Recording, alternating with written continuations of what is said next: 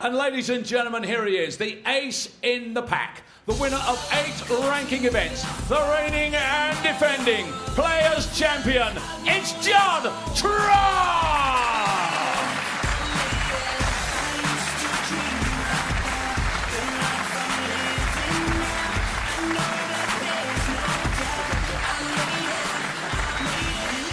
Judd Trump returns to Llandudno to defend the Players' Championship that he won last year by beating Marco Fu 10-8 in the final, making 4 centuries in that match.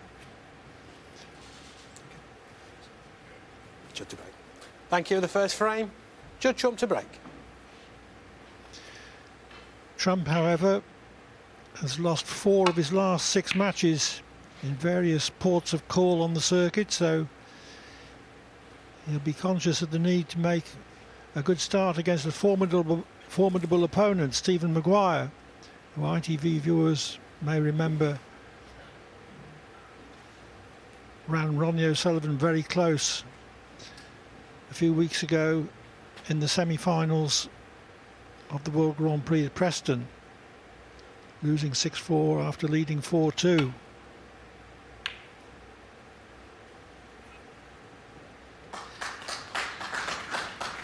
Yes, real signs that Maguire is playing some good stuff again, and the work has all been put in, which is everything you've got to do at this game. Anyway, the safety shot was probably not good enough, because he must stop Judd Trump getting his hand on the table. The way he pots at long range, he's always been exactly the same.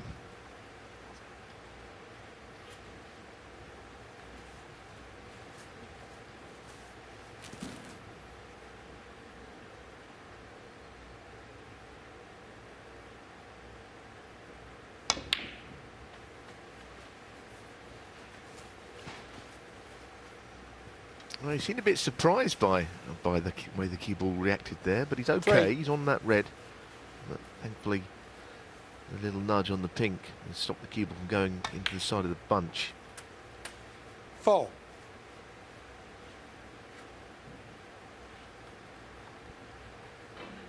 Yes, confidence is everything, and it's safe to say that Judd's confidence is not rocketing sky high at the moment, but he has won a ranking event this campaign, which counts for a lot. That was the European Masters in Lommel, Belgium, in early season. He immediately followed that by getting to the Shanghai Masters final, losing to Ronnie O'Sullivan. 10. That was a better shot than it looked. Just passing the black. Cue ball has drifted a little bit further than he would have wanted. This is an awkward cutback now over the top of the yellow.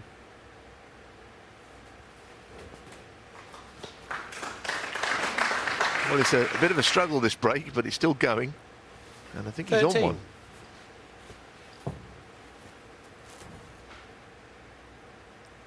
Always good to see him playing well. He's a very entertaining player. 14. He's reported to be very frustrated at having been unable recently to bring his practice form into the arena. So he needs 19. a good run this week to restore any confidence he may have lost. 20. Well, he wouldn't be the first player to have had that frustration, because practice is one thing. But as we know, getting out there and doing it on the match table is another. I think sometimes you almost feel a little bit like there's less pressure when you're struggling in practice. You can surprise 28. yourself how well you play out under the lights.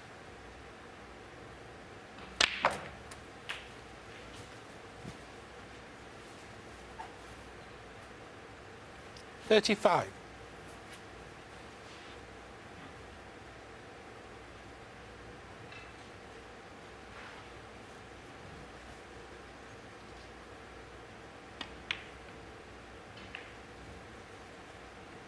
$36. He's never quite had the cue ball control of the likes of O'Sullivan or Ding Junhui, who of course meet this evening in the quarter-finals. He's always had a loose cue ball, but he's made up for it with the way that he knocks in pots and all angles. 41.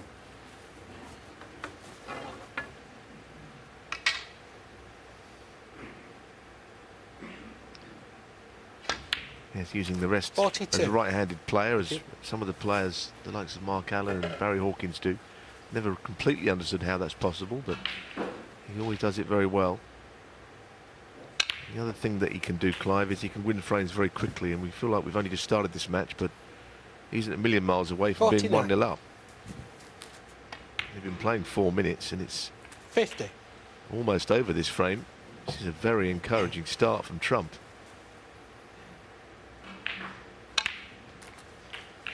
Well, Trump has got such a quick eye. He's down into his shot and fired. 57. Last week in Bucharest, he beat Luca Brissell 4-0 in 40 minutes with an average shot 58. time of 12 seconds.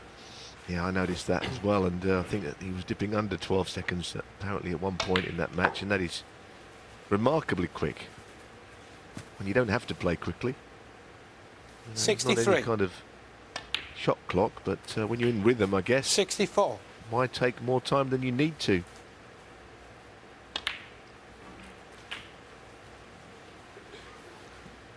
Thing is, you don't have that sort of average shot time if you're 71. drawn into tactical battles. But this 72. is one visit snooker for Trump.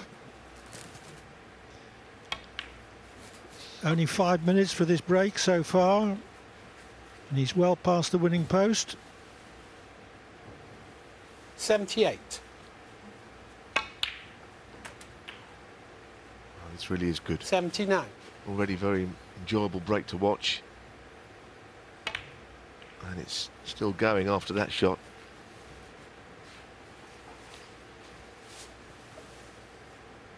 $85. 86.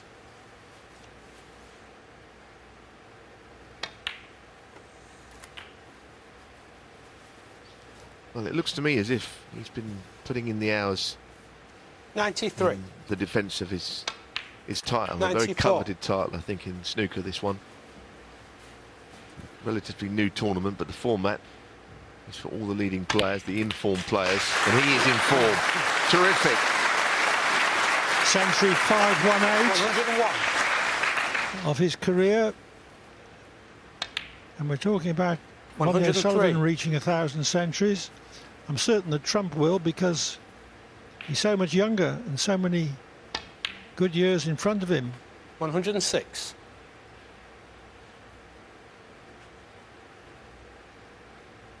This 110. really is outstanding. We've seen some good snooker so far this week, but I think all of a sudden it's only a 115. frame, but he's moved things up a notch here.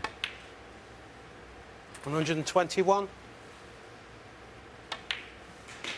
A dazzling total clearance of 128 in 6 minutes 45 seconds. Judd Trump leads Stephen Maguire 1-0.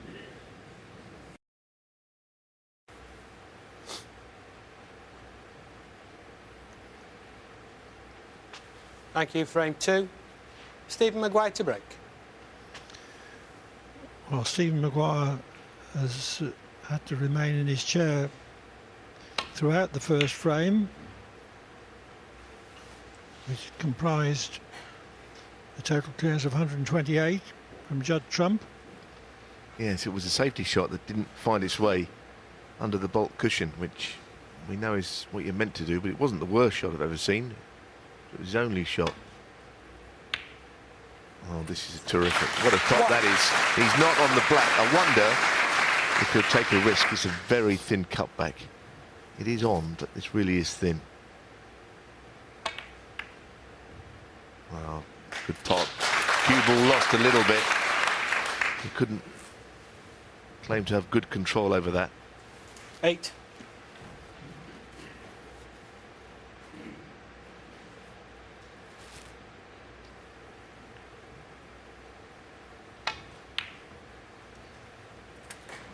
Well, that red only just went. There was not a lot of room there, and look how he's played this. He's played in and out of bolt. It's another fine pop. There was just a gap between the red and the black.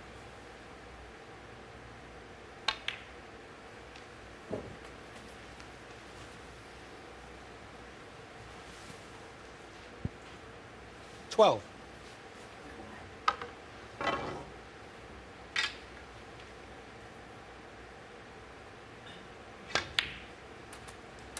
13. Thank you. Well, we're seeing very clearly how well Trump can play when he's in a streak of form. But maybe we'll get an answer to the question a little bit later on of how well he's playing when the frames get bogged down 20. rather more.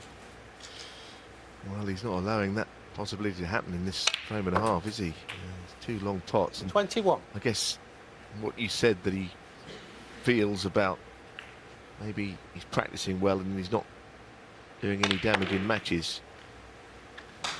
What normally happens, Clive, is that someone is then made to suffer when it all clicks into gear. 26. At the moment, could be like that. The red could have gone in off. He wouldn't have deserved it to happen. 27. And then he's got the balls really open. This is as good a start as you could ever see, this frame and a half. Can't play better than this.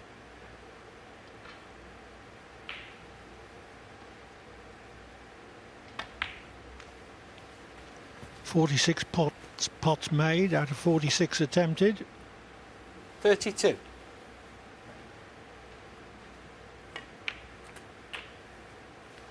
33.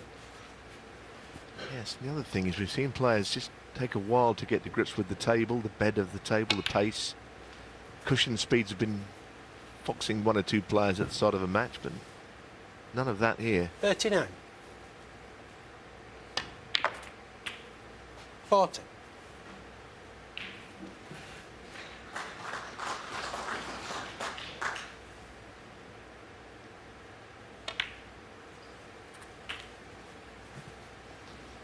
Snooker's a very difficult game, but it's been made to look ridiculously 47. easy here.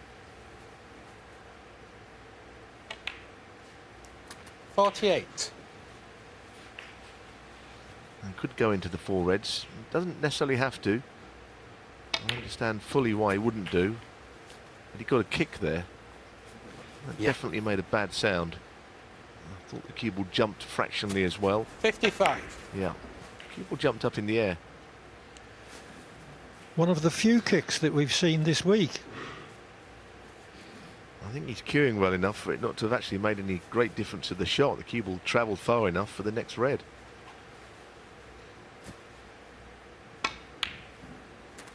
.56. And again, 2 reds out in play, which means he hasn't got to disturb the 4 unless he really feels that the shot is on.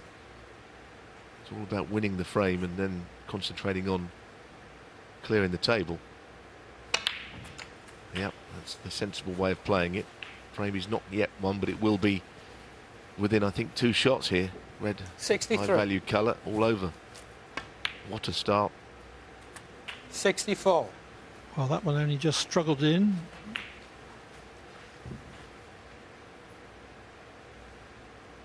I suppose one could say that he's playing so well that he could get just a little bit overconfident and take a shot well within his normal 70.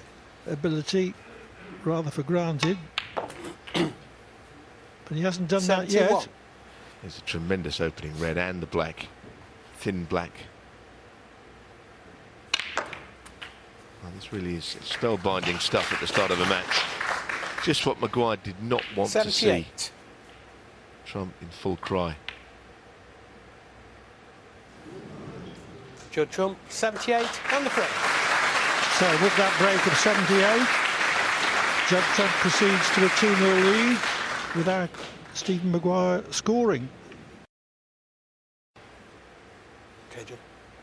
Thank you. Frame 3. Judd Trump to break. Judd Trump leads Stephen Maguire 2-0 after only 13 minutes play, operating at 11 seconds per shot. Yes, and that was a 5.5 minute frame. You don't see too many of those knocking around. That is a very quick frame of snooker. Someone's going to say, well, didn't Ronnie make a 147 in 5 minutes 20? Well, of course he did, but the frame lasted longer than that in total.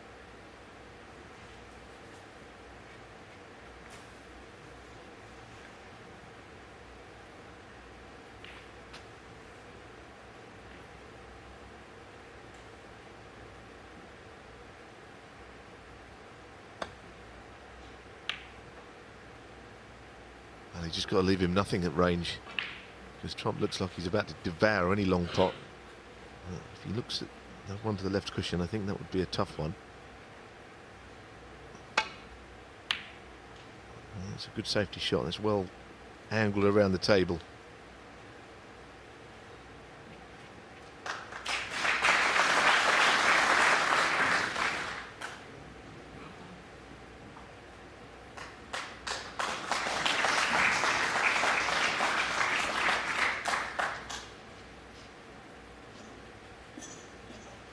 I can tell you that on table 2, Anthony McGill has taken the opening frame against John Higgins. Well, if he's playing up and down here, it's a very difficult shot.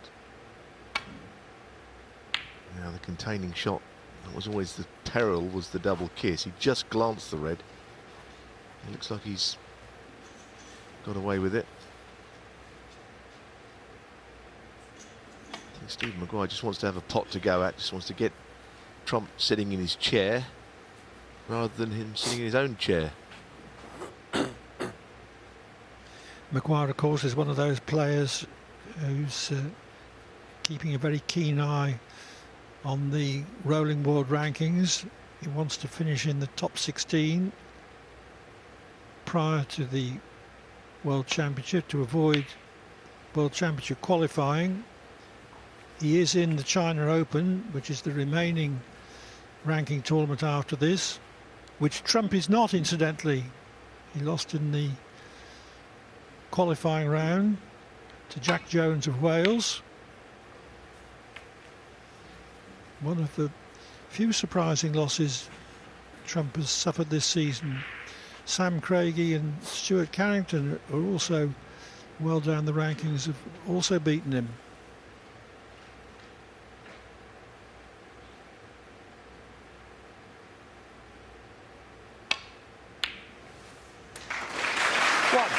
Maguire struck that nicely. His first successful pot of the day.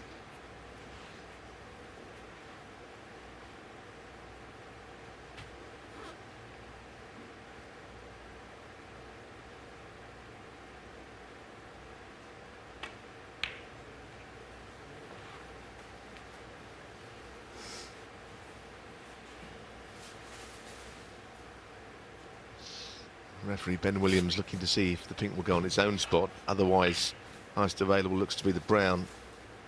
He seems to think it does go on there with that little marker that he used. 7. And there is a possibility of a plant. He looked at the two reds to the right corner, but he doesn't really need to be worrying about that yet. It might come into play a bit later on in the break. 8.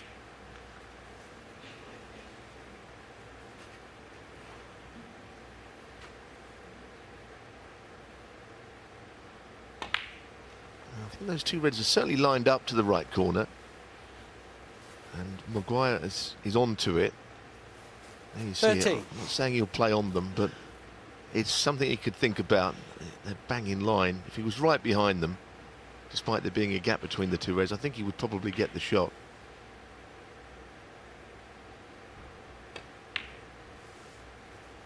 $14.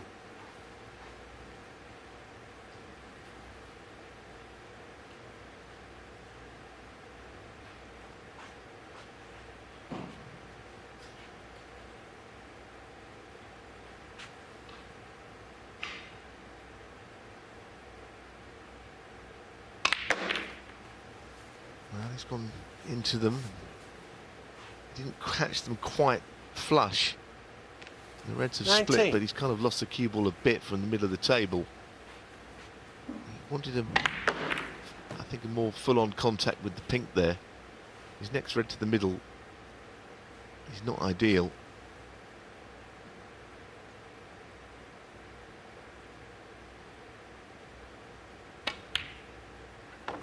But he's played it well. He was able to miss the pink on the way through. Very good recovery shot. Okay. Just because Trump is playing so quickly, it doesn't mean that Maguire has to. But in his calm, measured way, He's already done enough to suggest that he's in pretty good form.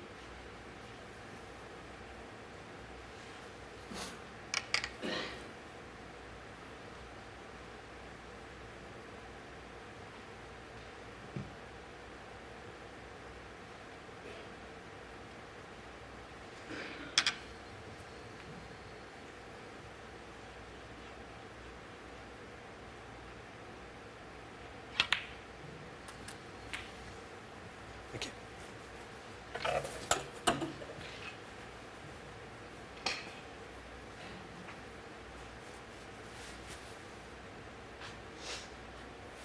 $26.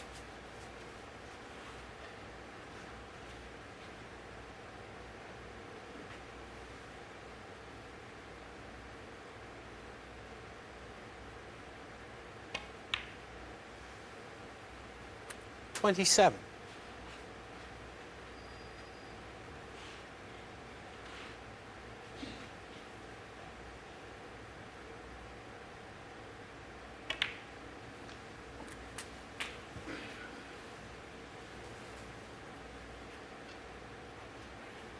$34.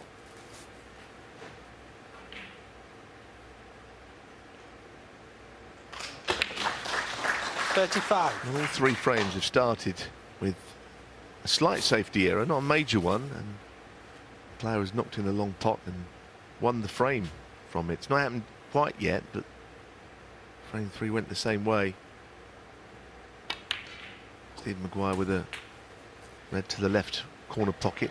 Didn't get immediate position, but he's kept the break going very well. 42.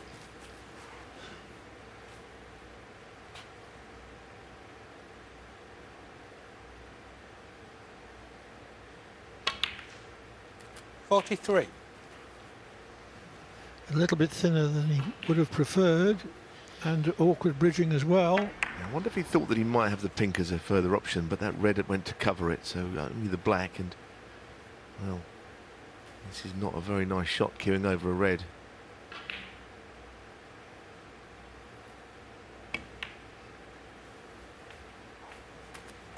Well, he'll be very pleased to have got that shot out of the way and 50. remain in good position.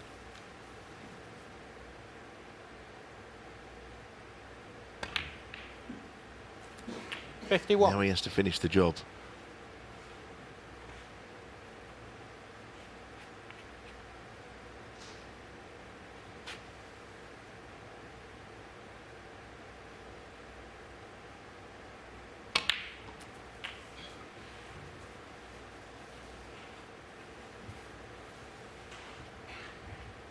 $58.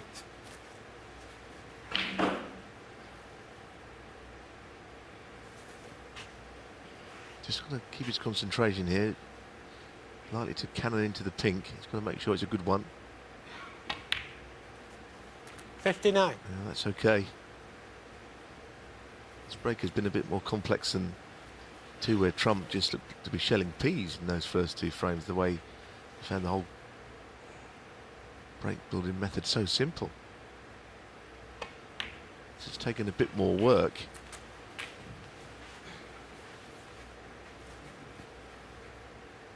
He's not quite over 66. the line yet either. Red in any colour will get him his first frame. And this is not really the one he wanted to play on the left. And he's slightly hampered by the pink on any other red that he plays.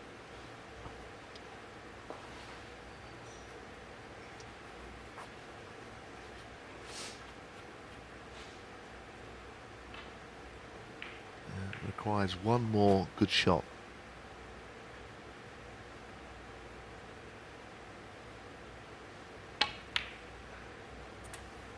$67.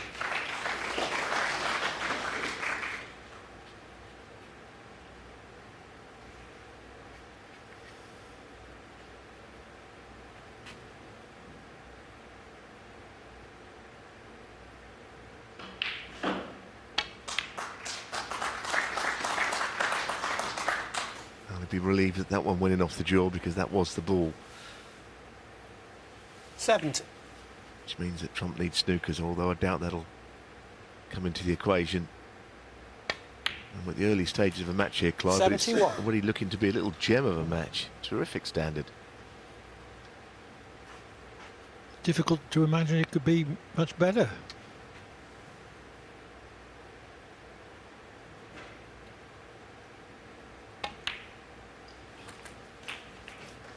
Trump breaks of 128 and 76. 78. To take the first 2 frames. Maguire replying.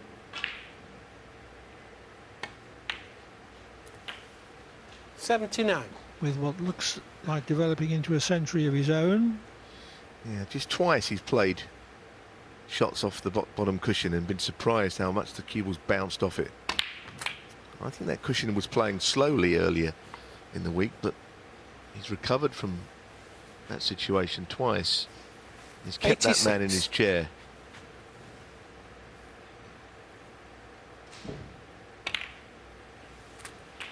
$87.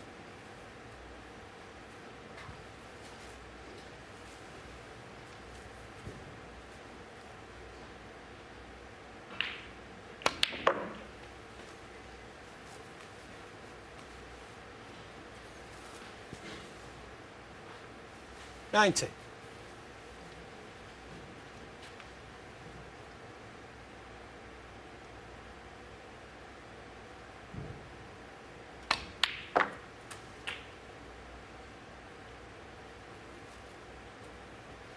$91.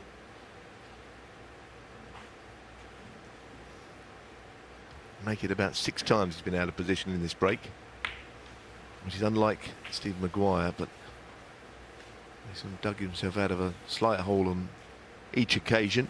96. Red and colour for a century.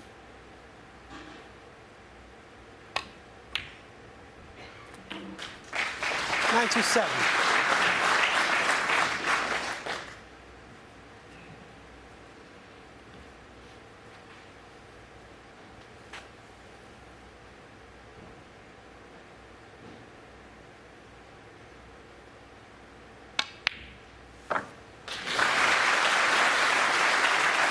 Well, that shot bringing up the century shows just how well Maguire is cueing. 102. Yeah, I was just thinking exactly 104. the same. He hit it beautifully. The kind of shot any player would practice, but you would never see a ball hit any more sweetly than that.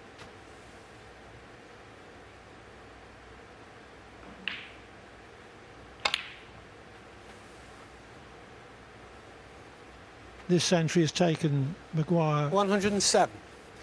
11 minutes and odd so far, almost double the time the Trump took. But it doesn't matter how long, it's how many. 111.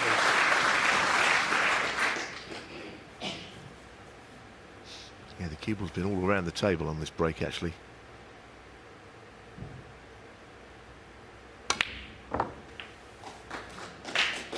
$116.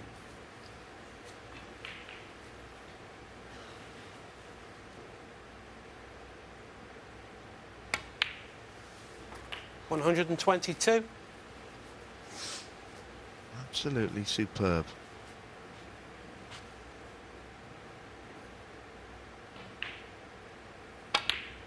$129. Maguire didn't pop a ball in the first 2 frames, but he potted 36 in succession in that one. And with that break of 129, he reduces his arrears to 2-1. Thank you. Frame 4. Stephen Maguire to break. Just under 28 minutes for the first 3 frames. A century on either side. And the prospect of a great match developing.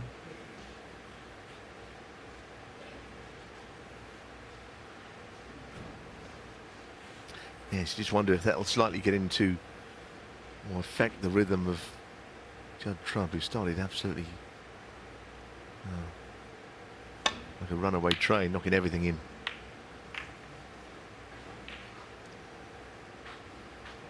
Quite a long way out with that attempted pot from long distance. Yes, and didn't get back to bulk either.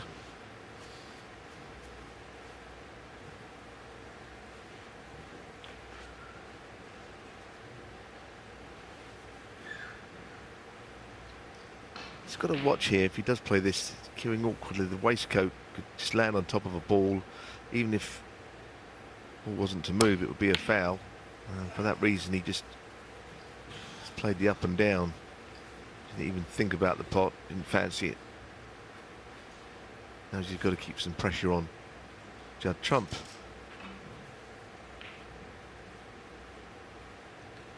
Wasn't the best of shots though. Can't leave Trump those, we've seen that already. So a surprising shot from Maguire to play what he played and leave that.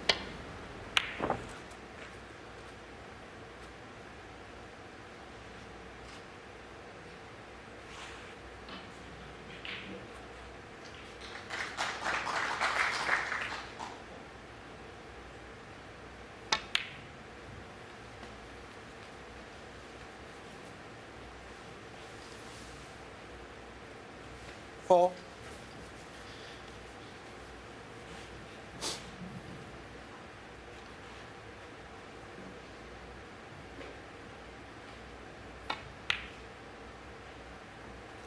Five.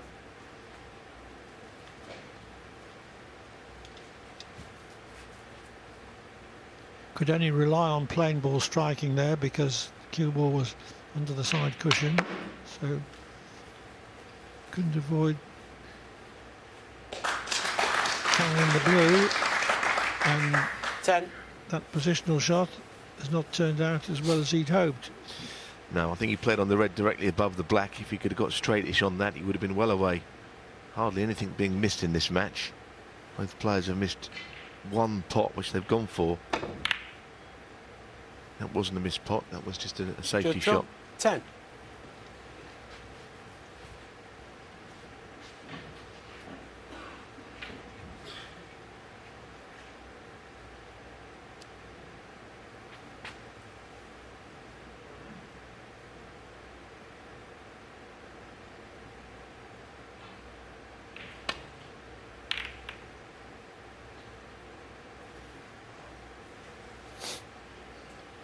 And like I say, that cue ball has got to be under that cushion rail for both players, it seems. Nobody likes playing tight on the alt cushion. There isn't a player I've seen that enjoys it from there.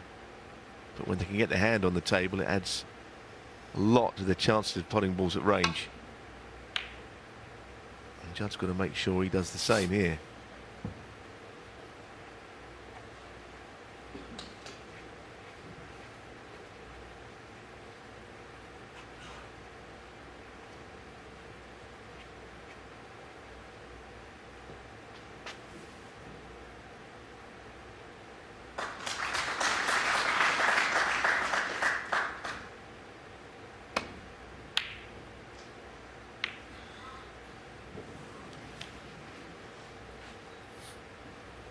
Well, at least it was a natural, maybe with just a touch of left-hand side to get round behind the back of the black. He nearly knocked that red into the middle pocket, actually. It's a question of whether the red up the table, is there enough of the potting angle? He was looking on anxiously, Maguire. It's one of those where it just could be enough of the red available to hit. That means the pot would go in. Very tight, this. I think the natural angle would be to overcut it. Just get a look at it there. It's just an edge sticking out.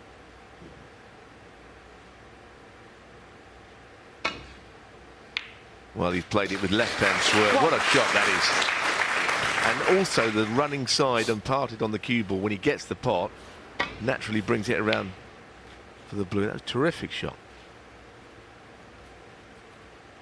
Running side means that the cue ball accelerates off a cushion. Check side, as its name implied, checks. 6.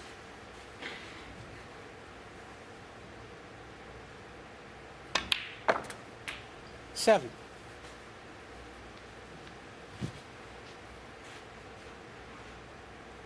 And he's already eyeing up the red that's by the black. That's the one he really would love to play on. Oh dear. A little bit wayward. He's on the other one, but I'm pretty sure he played further down to get the red by the black. But no doubt it's still 13. in his plans. That would clear the black and make you think that he could win the frame from this visit. It's take 2. He's got there this time. It's perfect.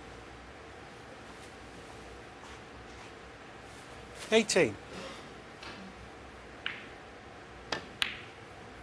19.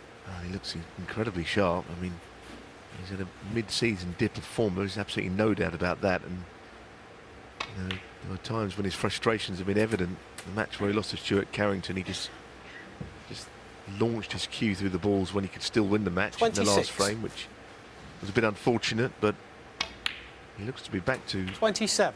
somewhere near his best.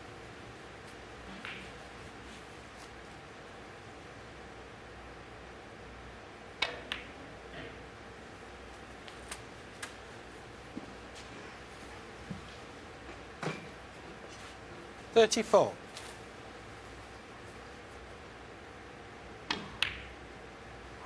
35.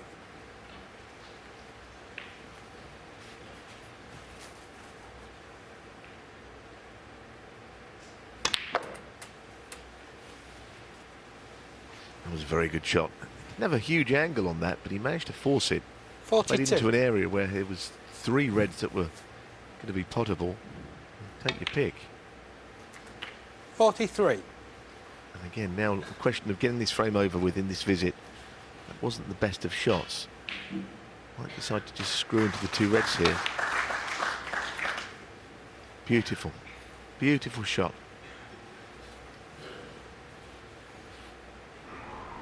$50.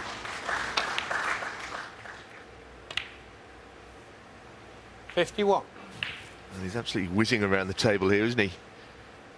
Lovely to see these shots, and this 12 seconds per shot means that not a lot of thinking time. Great rhythm he's in. And this is another frame that's as good as over. Looking across the other table and saying, what's going on? We're 2 frames ahead of you. 57.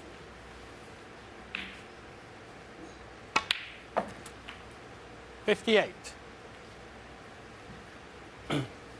Anything I could think is Stephen Maguire will surely, he can't be too disappointed with how he's playing. Made a terrific total clearance, 129. Sometimes 63. you just have to accept that the other guy's playing too well. 64. But in the best of 11, there's a lot of snooker to be played after the mid-session interval.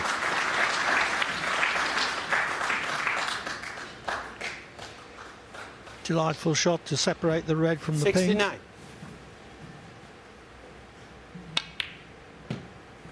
70.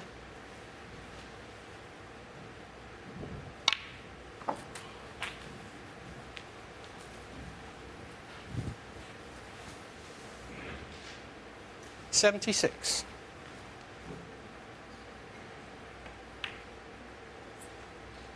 77.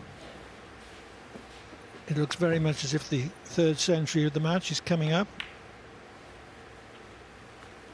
Trump and Maguire have made 1 each. 84. 85.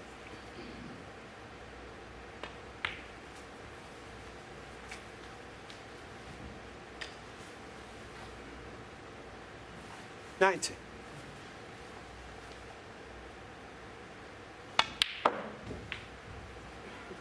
92. And we've had only 38 minutes play as the 4th frame draws to a close. 95. Takes a lot of hours, a lot of practice in dark snooker rooms to get to the standards that we're seeing here this afternoon from both players. 99. Might be gifted players, but lots of practice. Another century. Wonderful stuff.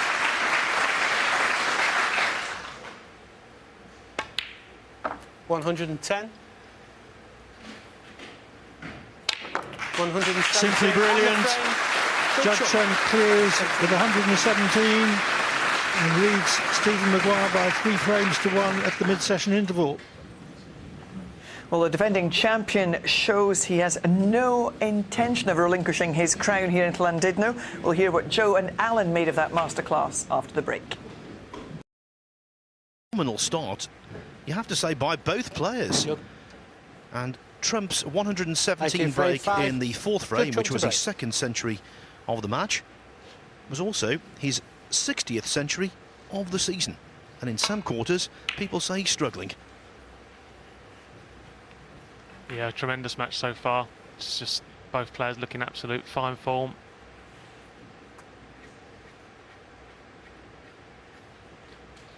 Just not really a lot Stevie can do about it. He's just got to really just knuckle down and try and just stop Judd having a look at anything, really.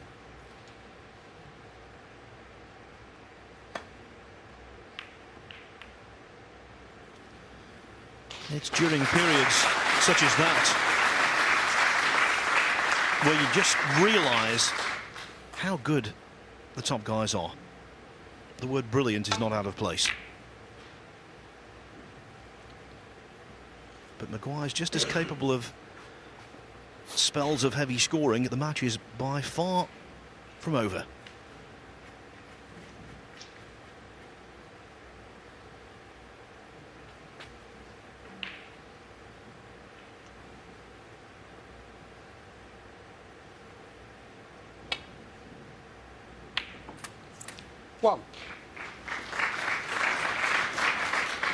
Can tell you, by the way, about a very interesting story developing on table 2, where Anthony McGill has just taken a 3-0 lead over John Higgins. The story of the 3rd frame there, Higgins was 51-0 ahead.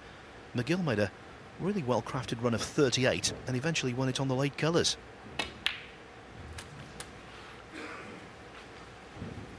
First chance to Maguire after the interval. An attacking safety from Judd, but just not one towards the pocket. 8. Good chances for Stephen. Pots this red, frees the black into both pockets, and there's already 4 or 5 loose reds, so 9. good chance for Stephen. Close the gap.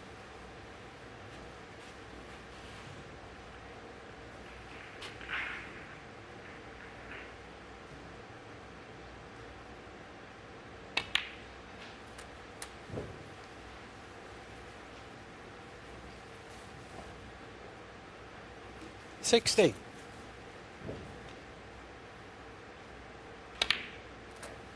70.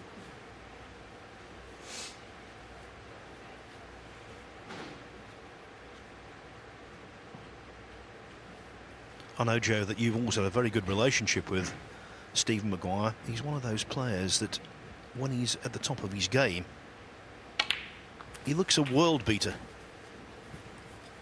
Yeah, I just got absolute ultimate respect for Stephen's game. 24. I really don't like the phrase underachiever.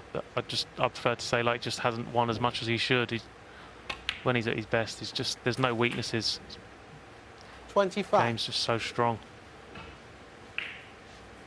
Played a loose one there though. Just wrong side of the blue.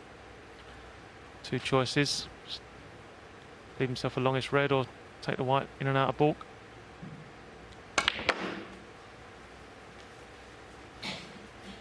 He's done both. He's took the white in and out of balk and left himself a longish red.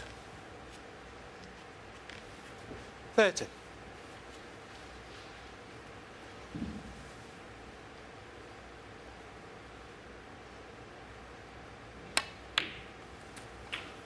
$31. One of the cliches on the snooker tour is that the rankings don't lie. But I think with Stephen Maguire, they do. Currently 18th. He's definitely better than that.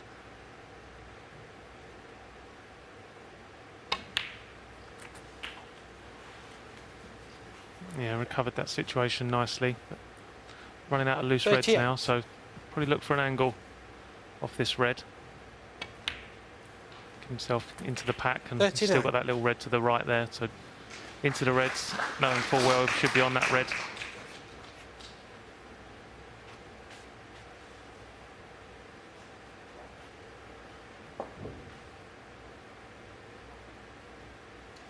Just got to make sure he hits these with enough pace just to not get stuck in the reds. They're tightly bunched there, so just needs to make good contact with the red, probably just to the right at the bottom.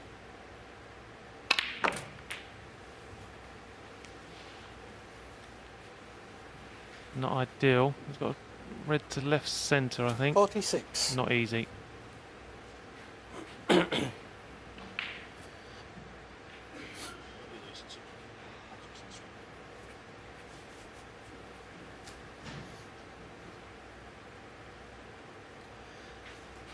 Bear in mind we're deep into frame 5. Those pot success percentages are extraordinary. 99% for Trump, 96 for Maguire. Between them, they've taken on 145 pots. They've missed 3. Yeah, and I don't actually think all them actually counted. I think one of them was Judd's on 78, so you can really sort of not count that one.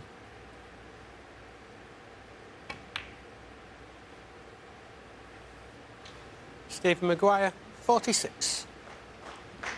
A rare error, if you can call it that, because it was quite a tricky one. Yeah, I think the reason Stephen's so disappointed there, well, obviously he's looking to win the frame at that visit, but he knows the chances don't come along that often against Judd in this form, and the way the table's sort of sitting at the moment, no safe balls.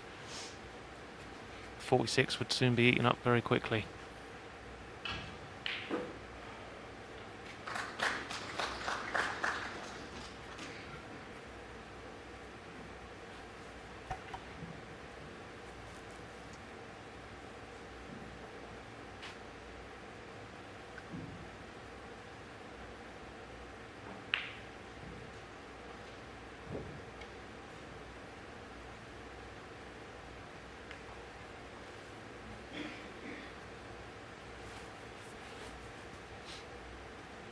Yep, no damage done there, but Judd's in control of this little safety encounter at the moment, and these reds won't always be tightly bunched, so it'll get more and more difficult for Stephen to find a safe spot on the table soon. Judd looks like he's eyeing this one up. Needs to be made. Not sure if the reds are touching, he might have to reverse it.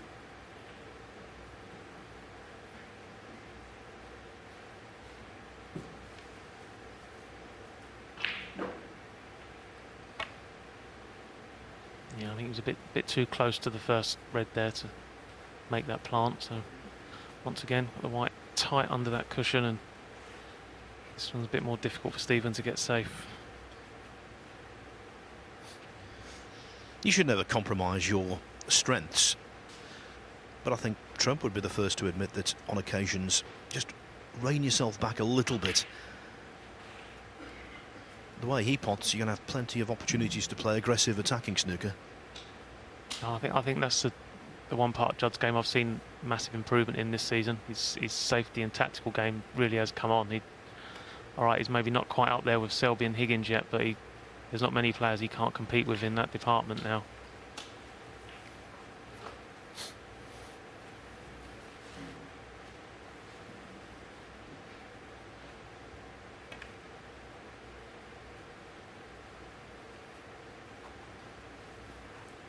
It looks easy enough what Judd's doing there, but he's got to make sure he gets that white right under the cushion, just to stop Stephen getting any sort of opportunity to play a screw shot back to the cushion. So Stephen's really limited in what sort of shots he can play here.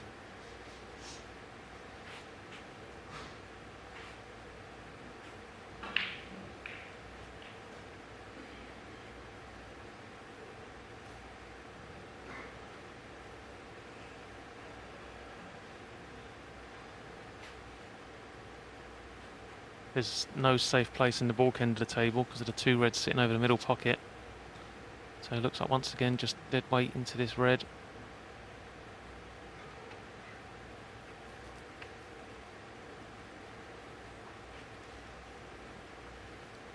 But like I said, the longer this goes on, the harder it's going to be for Stephen to keep finding a safe space. The balls are gradually opening up. It's going to get harder and harder. Just imperative that Judd finds his cushion again.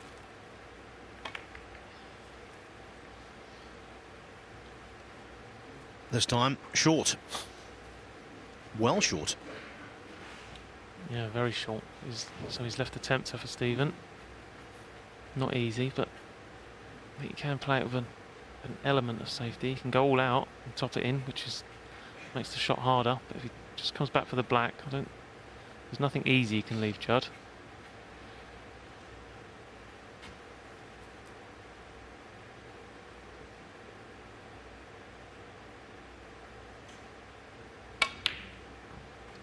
One. Great shot. Beautifully struck. These middles are really tight, so that was a great shot. So should knock this in, and then great chance to win the frame.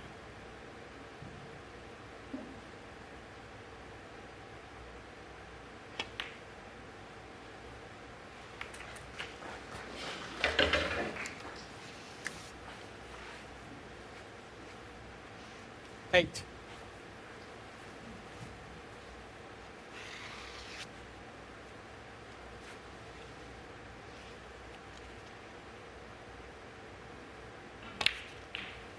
Nine.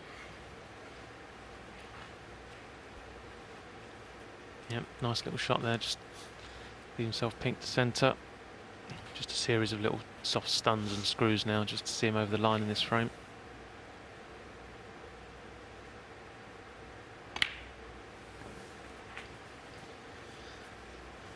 And it's perhaps worth mentioning that in their early meetings, these two, Maguire very much had the 15. superiority head-to-head wise.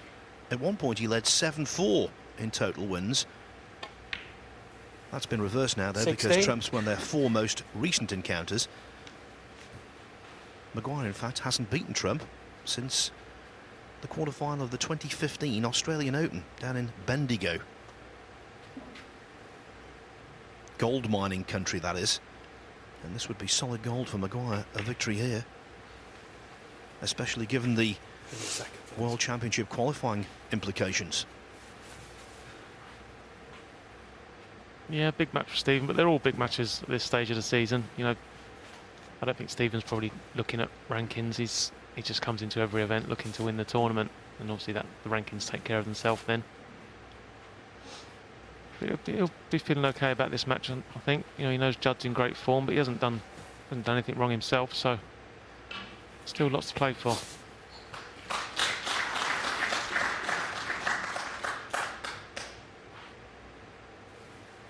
$21.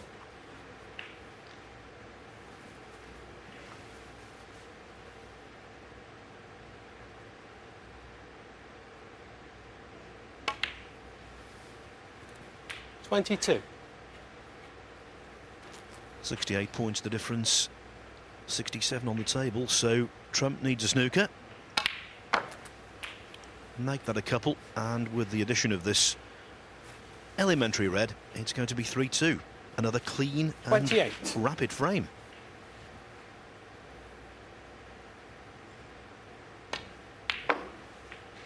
$29.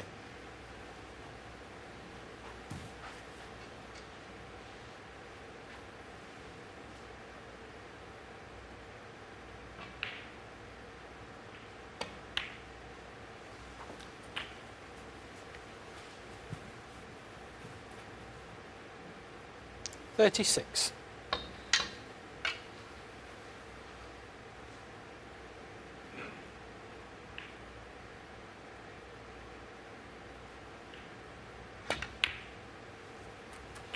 Thank you. 37.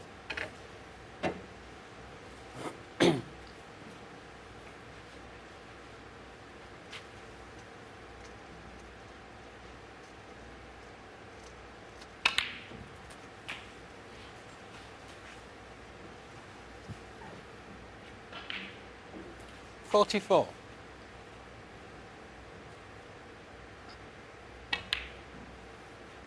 $45.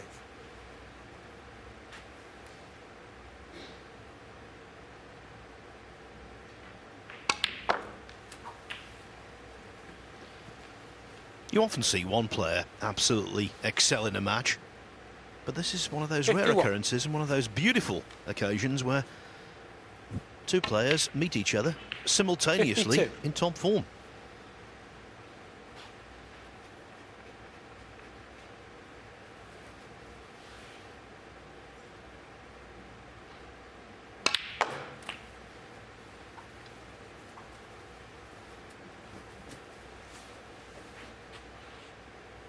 $58.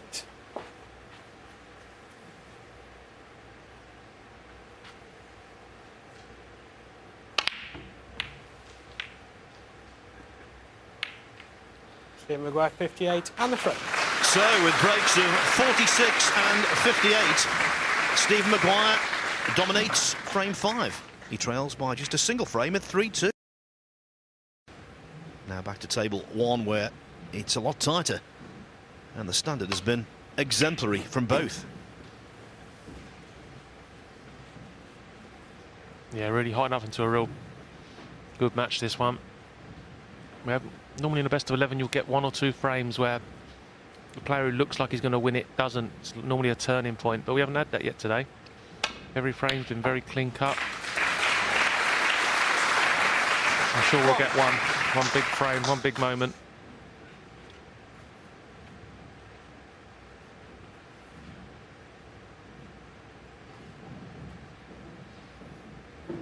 Judge 1. Nice shot from Judd there. Didn't take any unnecessary risks of finishing touching ball on the brown. Just made sure he hit it. Left Stephen in a bit of trouble. There's not too many hiding places here. That easy.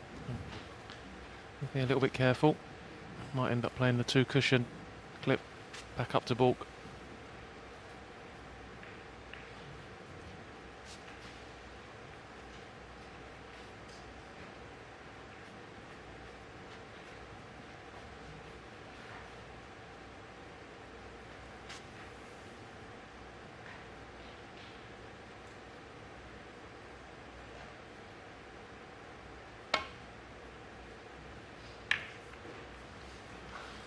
Yep, perfectly played. Always a slight risk with that one. You normally edge on side of missing it altogether first time, but got it absolutely spot on. Yes, and with the ancillary benefit there of opening the red. So if Trump does make a mistake here, they are pre-developed, as they say. Nice return, though. Very nice indeed. And finding the gap between brown and yellow. Superbly weighted. Yeah, it seems odd to say with the pot success so high and the breaks they're knocking in, but I think this match could really depend on who sort of plays the more telling safety. So we know they're both in good touch when they get in. It's about creating that chance to get in. One thing that's really encouraging, I think, going forward in the week, the table seems to be playing a lot more responsive now than on days 1 and 2. Yeah, definitely. That back cushion looks like it's sort of come a bit more to life now, and it doesn't seem to be trapping the white so much. There you go. That good safety from Judd. That's what makes all the difference. Just getting that white tight under that ball cushion just makes it that much tougher.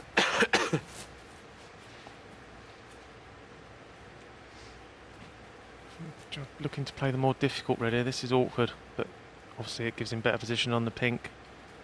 Definitely a tougher pot. I think I'd personally prefer the other one, but he's obviously in confident, aggressive mood today.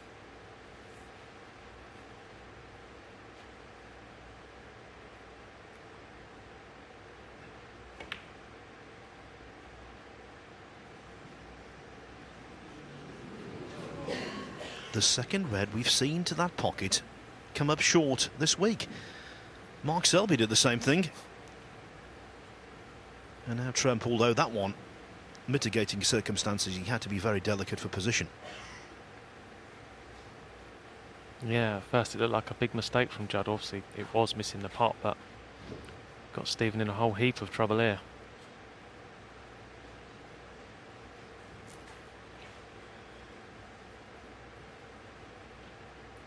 And I know Stephen very well. He like playing negative shots, so he'll be looking to try and play something that's on the positive side, but what it is, I just don't know at the moment. There's not a lot of room down there where it's safe, somewhere in the jaws of the yellow pocket, but then he leaves this red to bottom right corner. Yeah, Judd, unintentionally, he's got Stephen in a whole world of trouble here.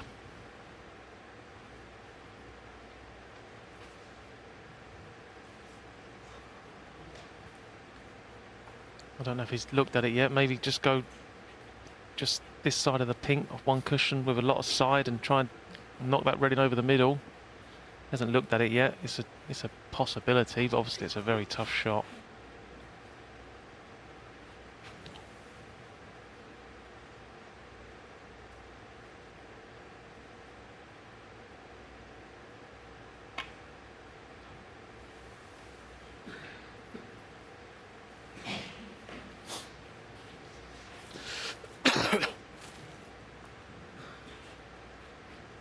Maybe that red's not right over the middle, Phil. Maybe this is a lot thinner than what it actually looks.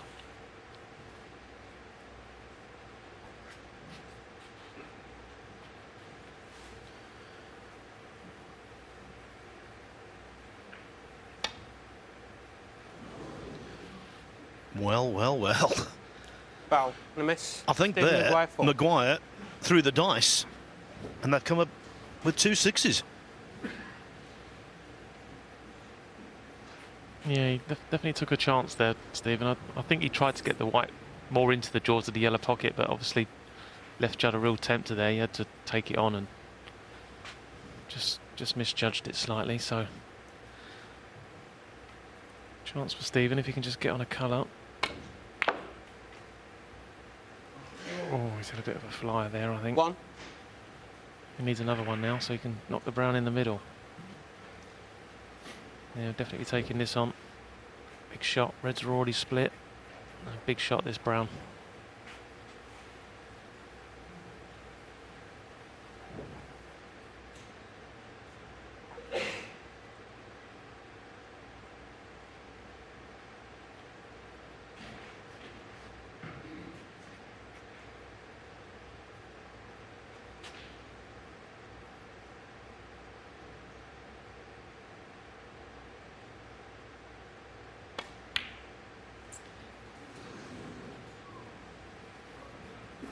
Stephen Maguire, 1. Yeah, you can see we're getting to the sort of business end of this match now. There's a lot more on these pots. Wouldn't expect Stephen to miss that normally, but with the way the balls are situated, that was a high pressure pot, that one. 1. Nice shot from Judd, clever shot.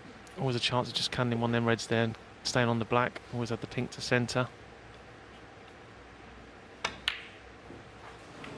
Judd trump, 1. But what's happened, Phil? Someone spiked their tee in the interval, I think. Well, the miss black really was entirely unexpected, especially given the way he's played so far. Yeah. And that's a real jolt to the system. OK, Maguire's brown was at least a pressure ball. The one that Trump missed, that was bread and butter.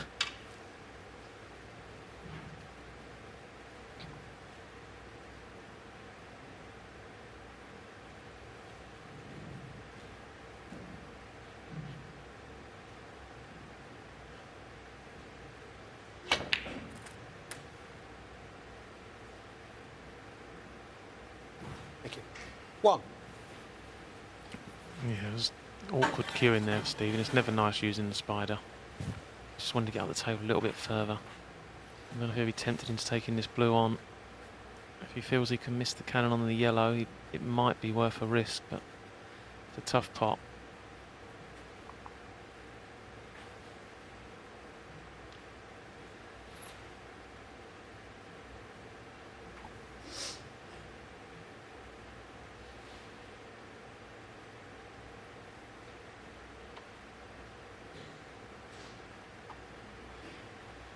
No, looks like he's going to opt for the safety here, I don't blame him. So after a couple of real unexpected misses, no damage done really. Frame very much still available, both players.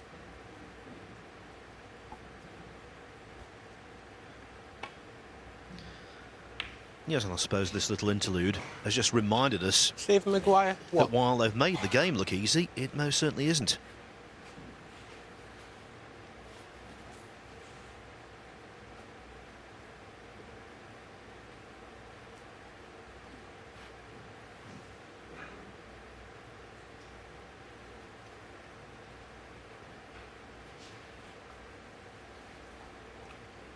Yeah, just having a look there, Joe. I don't think he's looking to sort of like plant this red. He's just looking to see where it's going to go when he makes contact with it. For the safety side of things.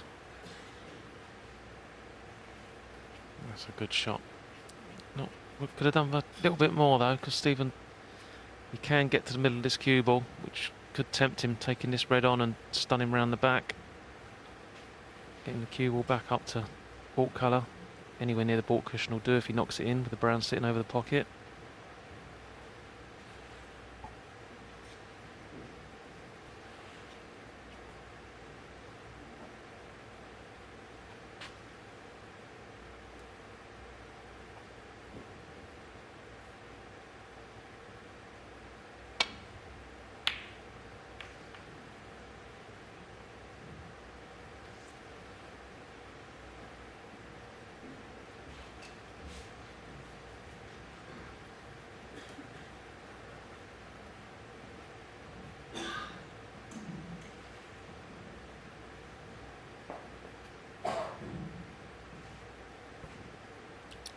Trouble here for Judd. Big trouble. When you've got a couple of reds he can actually go at. Got to be careful. Coming back to baulk with the black there. And also he needs to stay down sort of yellow side of the table as not to leave this red over the bottom left corner. Didn't want that. No, he was in a spot above there. It was a tricky shot. And so Maguire's third and best scoring chance of the frame.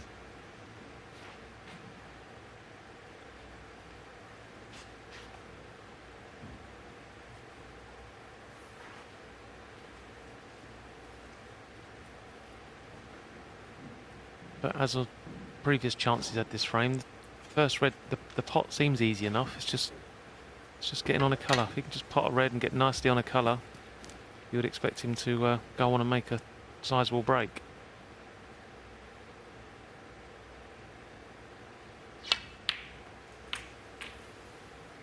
We'll settle for that. Not 100% sure it's exactly what he played. But it was lots of colours he could have landed on there, but black is absolutely ideal. Probably play on the red nearest to the pocket, which will free the black up into both pockets. And he's away.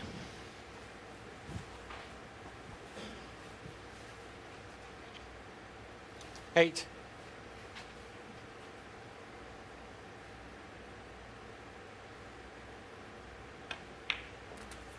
Nine.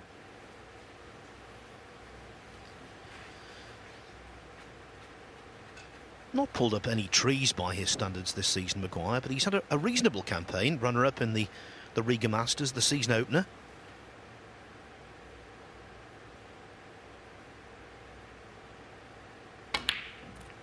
Semi-finalist in the UK Championship. Quarter-finalist on home soil in the Scottish Open. Semi-finalist World Grand Prix.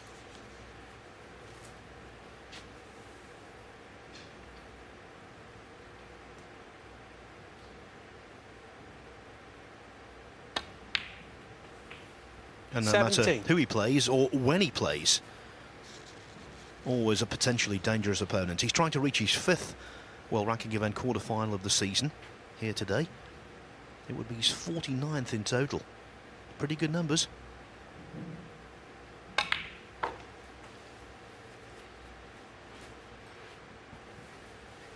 Yeah, nice shot there from Stephen. Just 22. Screwing around off the two cushions. Absolutely perfect on this red. Play for a choice, pink or black here. 23. Can't see any problems now. Just a case of just keeping control of the cue ball, which he does very well.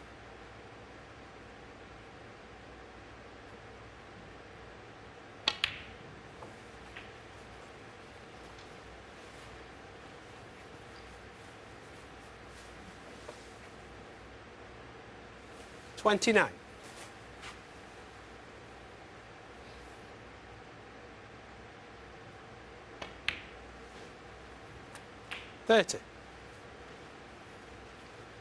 Good response though from Stephen. It would have been easy to sort of hit the panic button a little bit the way Judd was playing, but he's obviously very confident in his own form. Just bided his time. Got his chance. He's taking him.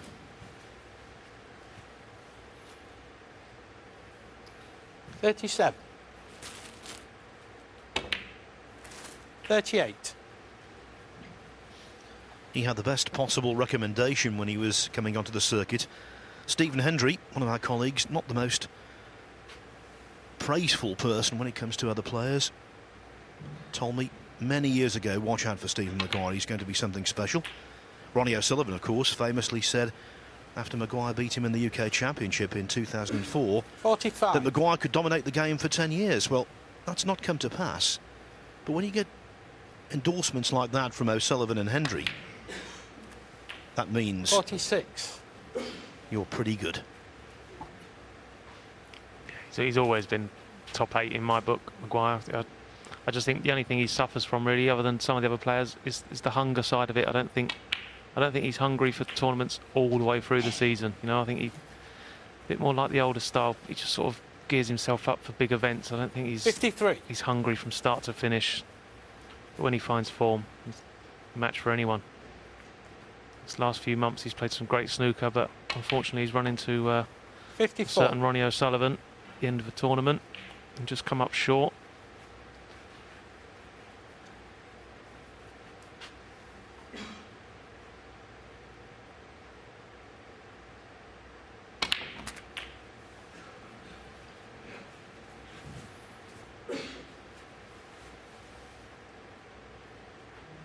$61. 62. I was given the assignment of interviewing Stephen just seconds really after he'd lost to O'Sullivan in the semi-finals of the World Grand Prix, and he was absolutely pig-sick. Invests so much into the matches 69. that he really wants to win.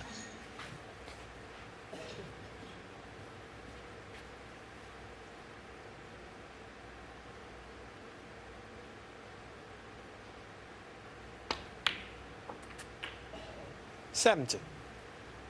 Yeah, another nice shot. I like what Stephen's doing here today. He seems to be really focused. You know, the frame's over, but he's really intent on keeping Judd in his seat. And if you're looking for another century here, I've lost count today. How many there's been? 76. Well, this would be the fourth of the match. 77. Bear in mind, it's only been 6 frames played.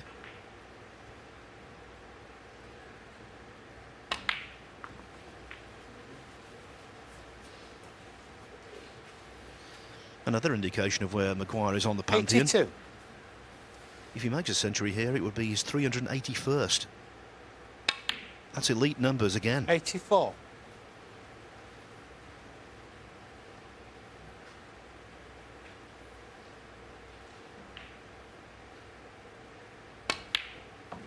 $87.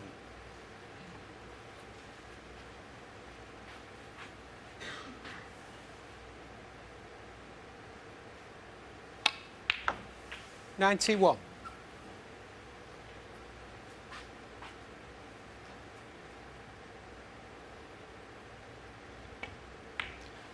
And we were talking about Stephen Hendry, who he 96. played a lot with as a teenager, and this is what Hendry used to do.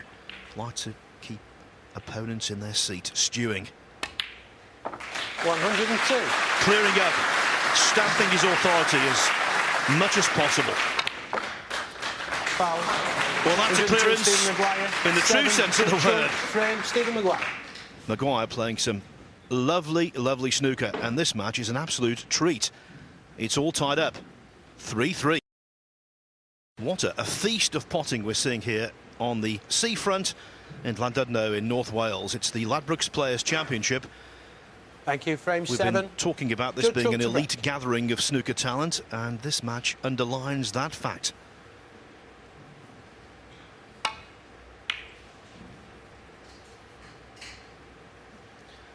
By the way, I'm not breaking my promise about keeping you up to date with John Higgins and Anthony McGill. They went to the interval at 4-0, of course. They've now resumed play. We'll let you know how that progresses as the match goes on. The very latest is that Higgins leads by 39 points in frame 5.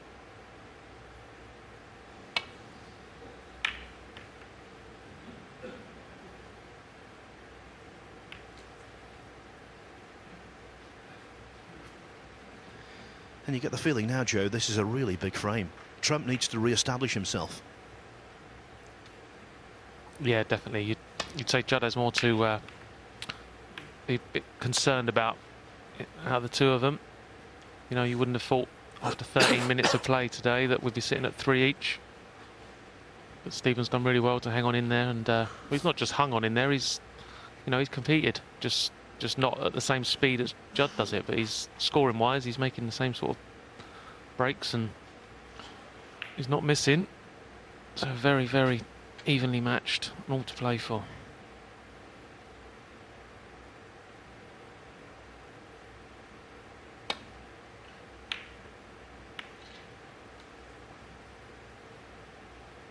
Yeah, that was one of them sort of shots to nothing. They're only shots to nothing if you get close to the top.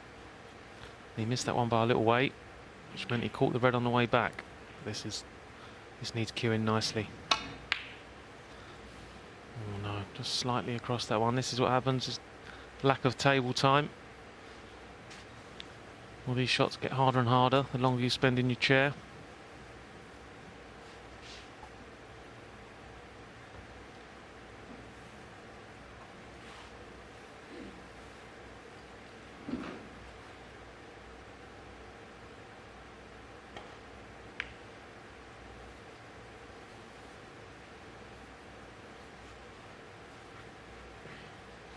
I think that might be a little bit careless from Stephen now. I think he's left Judd a chance at this red, and he can swing the white round, get back up to baulk. Yeah, safety was more important as opposed to the pot in that shot. Advantage Judd.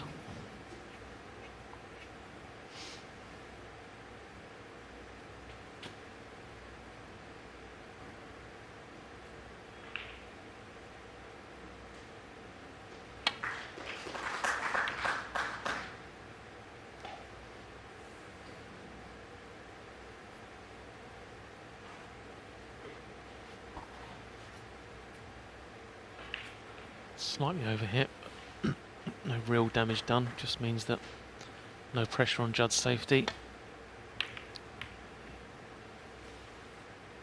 But not played it too good. This is probably the first frame today we've seen where the balls have just starting to go a bit untidy.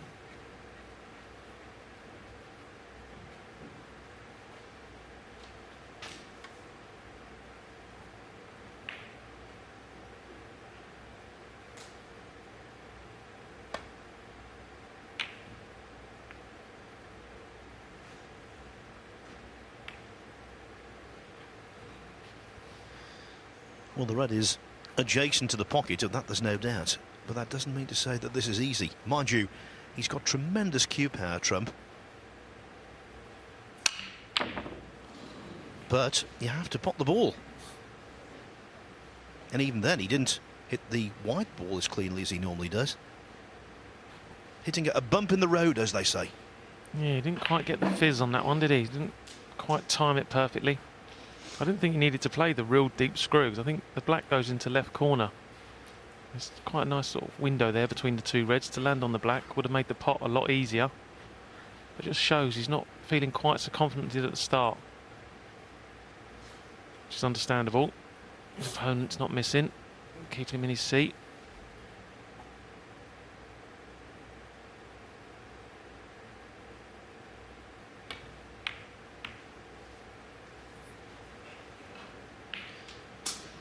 Players over the best of 11 frames will play countless shots, but it's always one or two that stick in the mind, either for positive or negative reasons. And at the moment, I think the one negative for Trump was missing the black in the previous frame when he got a really good opportunity. Hasn't potted a ball for actual playing time over 18 minutes. Yeah, it's an interesting stat in it when you consider he won 2 frames in 13 minutes. Sometimes this game really does amaze you. Looking to get the white in behind the green here. This is a good attempt. Yes, it's a nice shot. I think Stephen can see the red closest to the bottom left pocket, but he's going to have to make good contact of it. Very easy to catch these a little thick.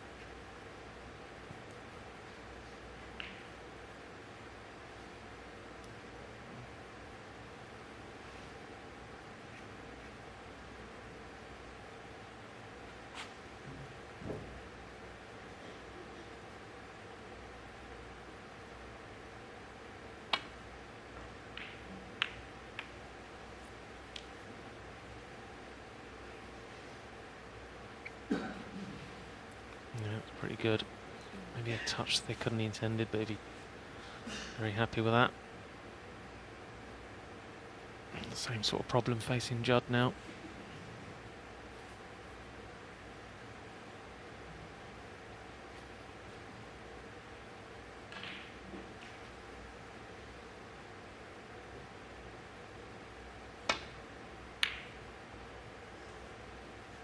Played that with bags and bags of check side to straighten that cue ball up to stop it careering into them 2 reds to the right of the table.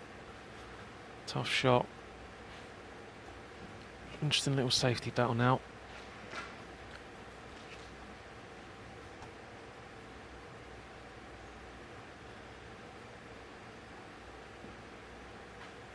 There's obviously a very simple, what we call a dump shot, if Stephen decides to play that, but you know, players at this level don't really like playing that. It doesn't offer yourself much advantage in the frame, just guarantees you another shot.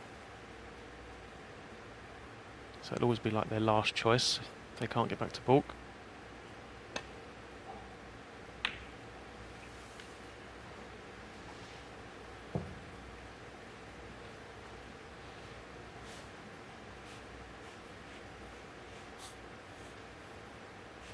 Choice now for Judd. Play down the left hand side of the table, try and get in behind brown and yellow, play this red closest to him and try and nuzzle in behind the green. All about personal choice really, how he sees the shot.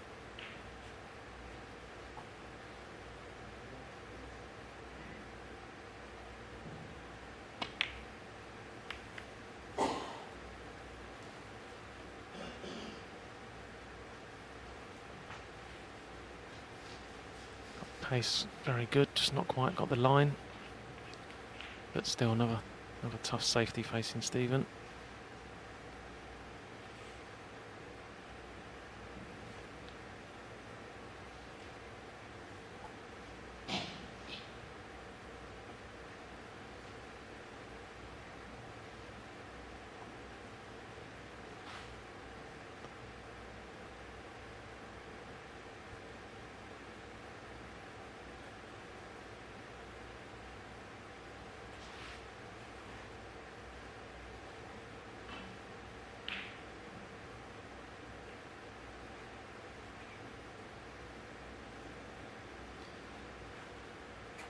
So frame 6 was the lengthiest of the match by some distance at 20 minutes. Here we've been playing for 9 minutes and the ball yet to be potted.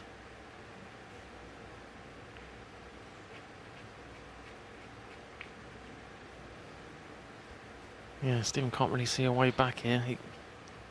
Once again, he can play the containing sort of dump shot. But he will be leaving a red to left centre this time. So more reluctant to play it. I think he's looking to get a really thin edge on this red. Could easily go wrong this one. And it has done. Judd's continuous good safety there has forced the error. So now, not potted one for a little while, but it's a nice easy one to get going. Get his rhythm back.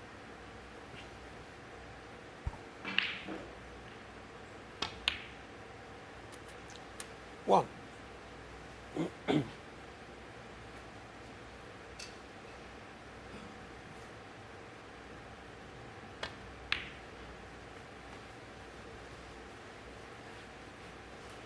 Yeah, I'm not sure Judd's had too much of a look here. I think putting this pink's going to go on the black spot and possibly tie them both up. 7. So you have to concentrate on the blue for a little while. I don't think Judd was too aware that was going to pop on there. 8. Yes, you have to be a lateral thinker when you're playing snooker, and sometimes even the very best make small mental lapses, which can be quite big in terms of circumstance and consequence.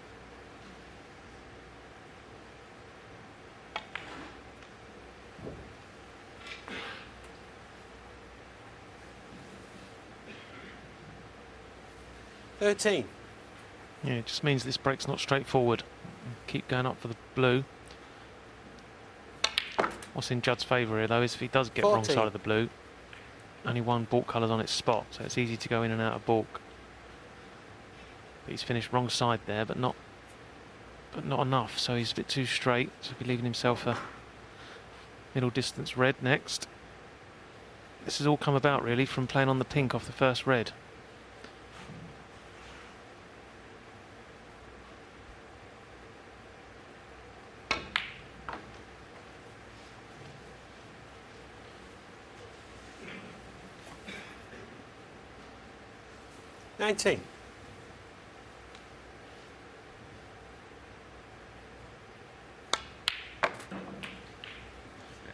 That was a quality shot, not just to pot the red, but to 20. swing the cue ball wide enough to avoid contact with other reds. Just a pity, again, not on the right side of the blue. Yeah, and unfortunately for Judd, he's just, even though he's kind of the wrong side, he's almost spot on, which means he can't play in and out of balk. He's a bit too straight. So once again, faced with another one of these nasty little mid-distance reds. He's really got to time this one nice. Get the work on the cue ball. Yeah, they just don't. You just can't keep potting them. As good as Judd is, you just can't keep knocking them missable reds in. You know, you've got to get nice and tight with your cue ball. Make the pots as easy as possible.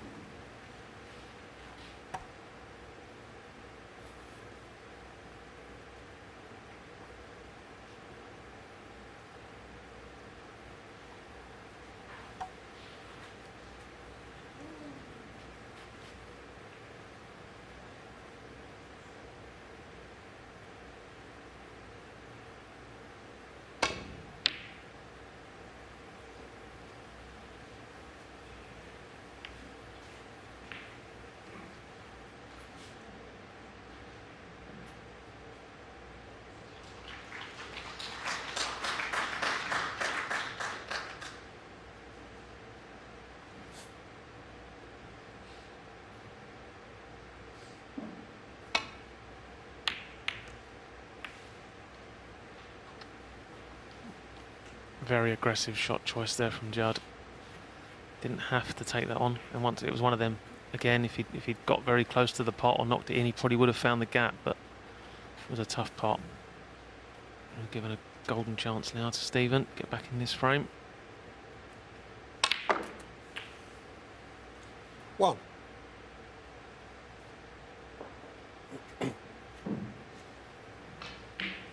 Well, he's on the blue, but not into the pocket that he intended. Again, a rather ferocious bounce. Yeah, from a snooker player's point of view, when it just runs past the blue like that, leaves you dead straight into a corner pocket. It's almost as easy as playing it into a middle. So slight bit of good fortune there, Stephen. 6. He's in prime position now. Just try and go about the best way of freeing up the pink and black now. Just looking. It's not going to be easy. They're all sort of covering each other.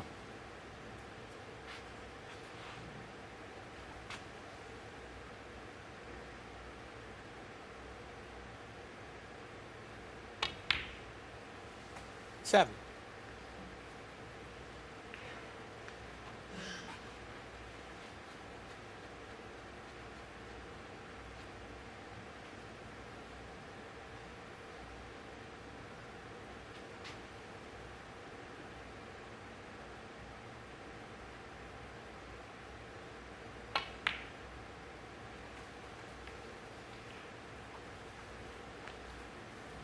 Yeah, that's not too bad. I think he meant to just glide past that red 12. to leave himself choice of red into centre, or this red that he's on, but straighter into the corner. So once again, should have no problem potting the red, but needs to play a very precise positional shot here.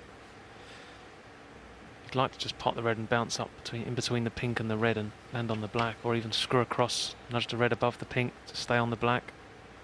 That'd be absolutely perfect. Yeah, that's good. Thank you. 13.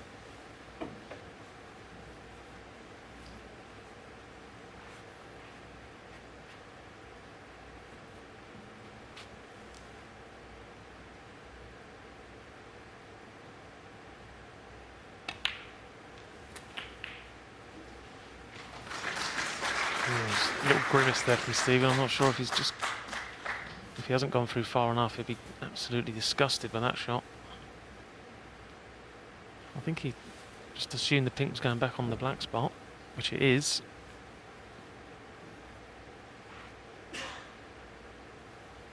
$19. Yeah, he may have actually been even holding the black spot there. That would have sent the pink up the other end, and he could have gone red black. But, oh, that was a miscalculation there from Stephen. Yes, his hopes were raised when Ben Williams, the referee, put his plastic implement on the pink spot, and Maguire must have been hoping against hope. The pink did go on its own spot, but there was no room. So end of break. Relief for Trump. Stephen Maguire, 19. Yeah, he left the table a bit sooner than what he intended there, Stephen. Won't be happy with that. Another one of these sort of shots to nothing for Judd, but as I've already said, you have to get close to them. That's close enough.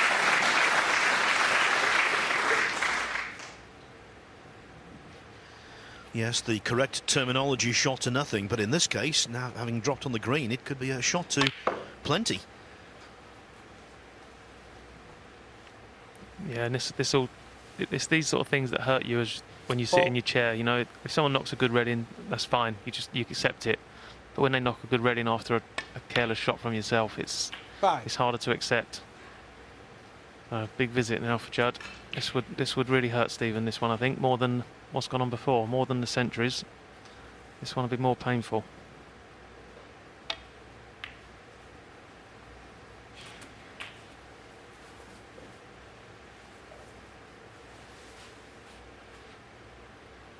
$12.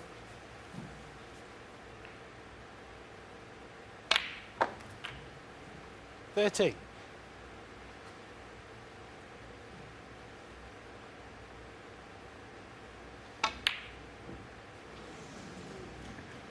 Well, that was unforgivable. The missed black in the previous frame, now a missed pink. They sting. They really do, especially if Maguire were to go on and win the frame.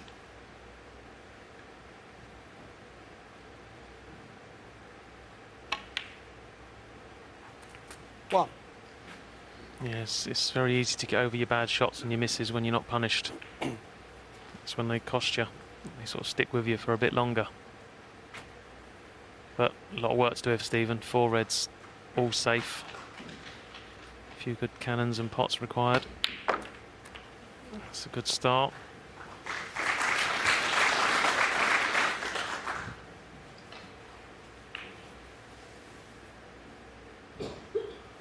$8. With the black not being on the spot, these 3 reds are hard to get to. You can get on the blue, but the pink sort of half covering that angle. Not a lot of room for error playing for the pink. So tough proposition facing Stephen here.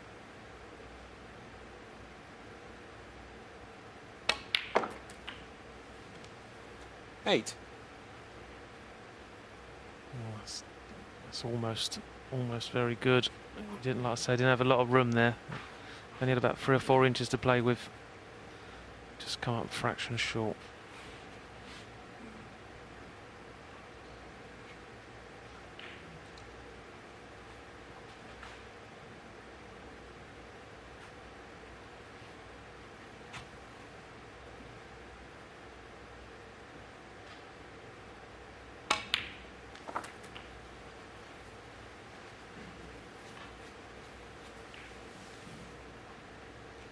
14.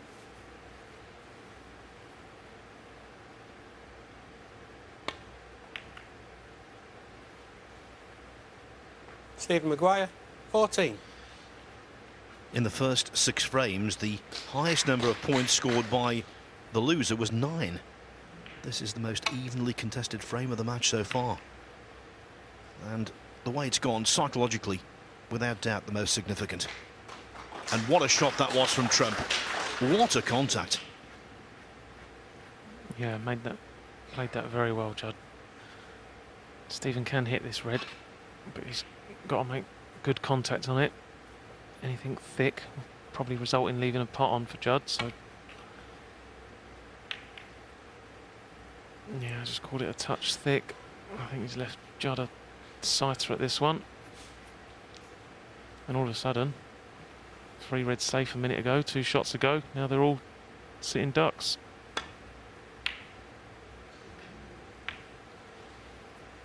He's just lost his range slightly, Judd.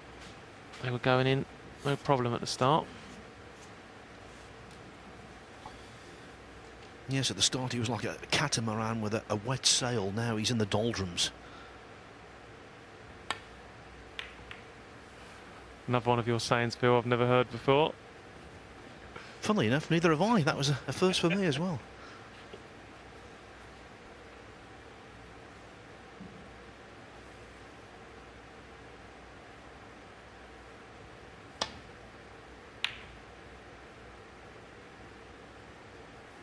But once again, that's another cracking safety shot from Judd. Absolutely perfect.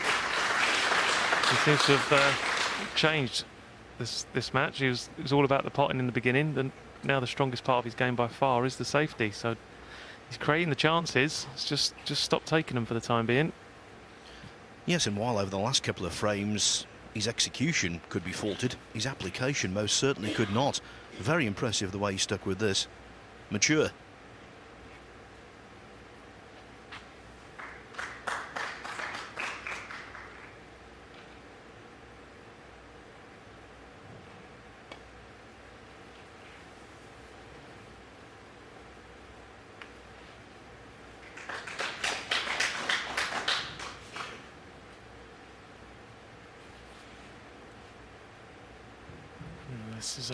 This is a tough one. He knows full well he'll be leaving a chance. Oh wow, what a shot that is! That had to be absolutely as clean as a whistle to go in at that pace. That never touched the sides. What a pot at that pace! Unbelievable. Yeah, he seems to be a real determined look on his face now, Joe. He Yellow knows ball. this is a real big visit. He doesn't want to go behind for the first time in the match.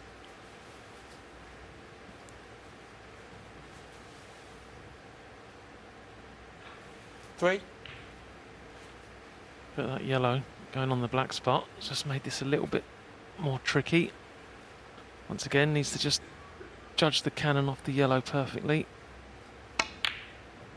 Yeah, just meant going into that yellow, Good just shot. took his eyes slightly Three. off the pot. It's easily done. And once again, created another chance for himself and didn't take it.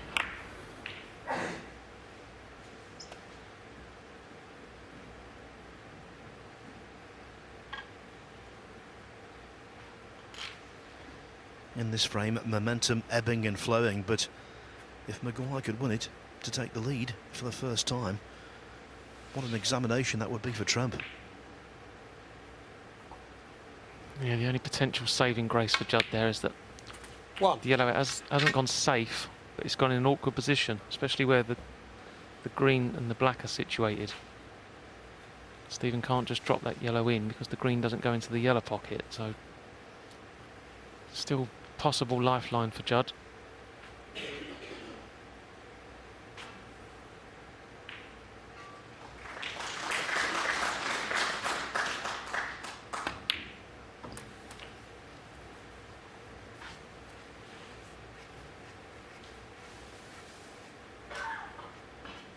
Seven.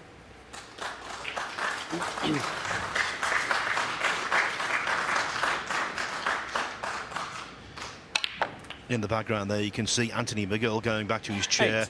thoroughly satisfied. The 5th frame was a real marathon. It looked as though he'd won it a while ago, but John Higgins got the snookers he needed on the green. In the end, though, McGill pots the blue to make it absolutely sure, and so he is now 5-0 up on the multiple world champion. Who could have foreseen that?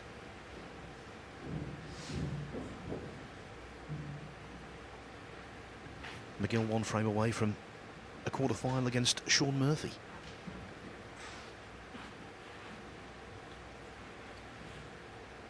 Yeah, just fell in between shots there, Stephen. Black ball. Himself a awkward spot. I'm not actually sure he's taking this on.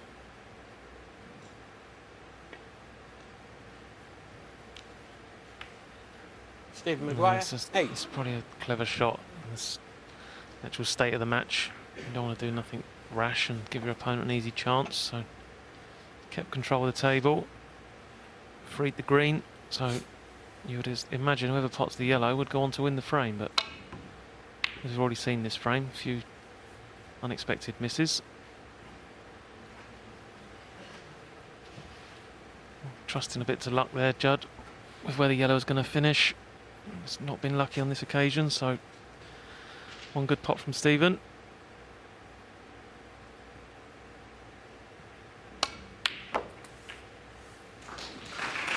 Two. Just needs this white to roll. Just landed slightly awkward, but I think you'd expect to get this more times than not.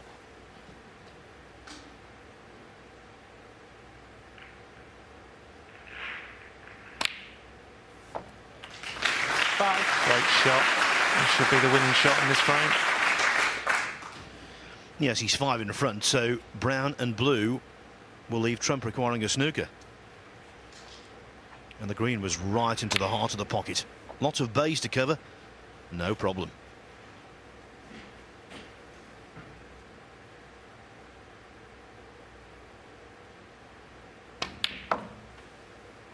Nine.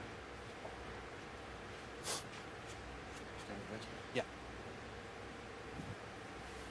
Well, still not an absolute formality, this one, but you can't really see this going wrong. But could have been easier.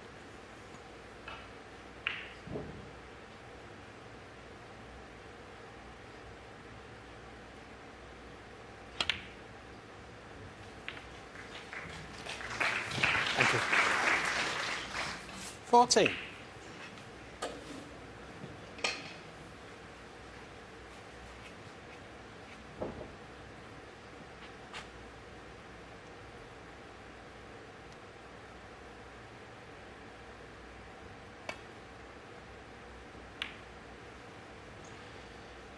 Icing 20 on a sweet cake.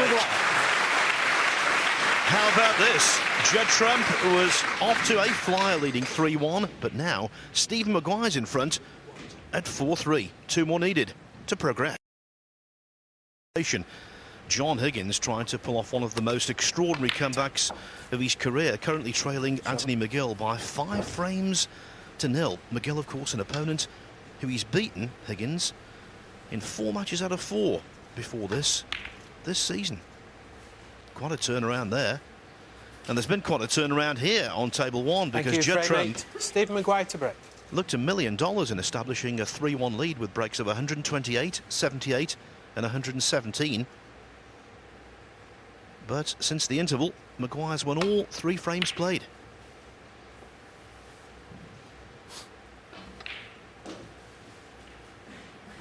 Yeah, what's worrying for Judd about that is that he's had chances in every one of them. I think Stephen went to the interval 3-1 down, but not too concerned because he hasn't done a lot wrong. But Judd's now 4-3 down, and he has done quite a bit wrong since the interval. So big frame this for Judd. Really needs to get his shooting boots back on and.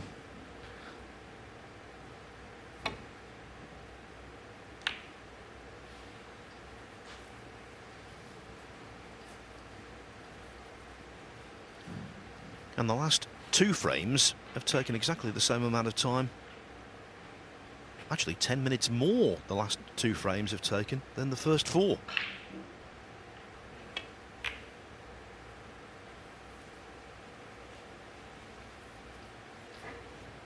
I think Stephen will sense that he's got Judd sort of where he wants him, really.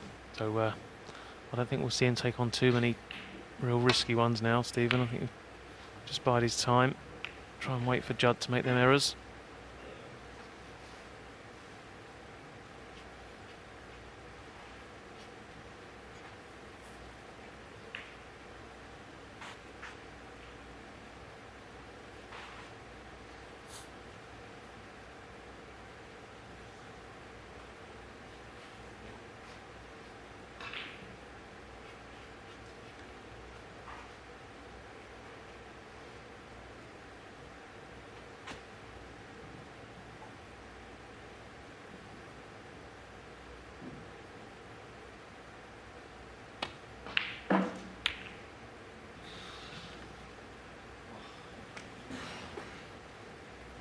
Yeah, he's a bit miffed there, Stephen. The only red he could really stick was the one he played, and it's not landed too good. I think he thinks he got a bit of a big bounce off the cue ball there, which is, I think Judd would have had that red anyway, so big chance for Judd now. He's really got to get himself back in this match. He's just lost his way a little bit last few frames.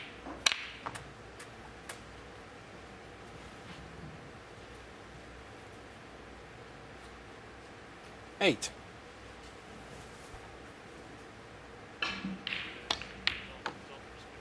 Nine.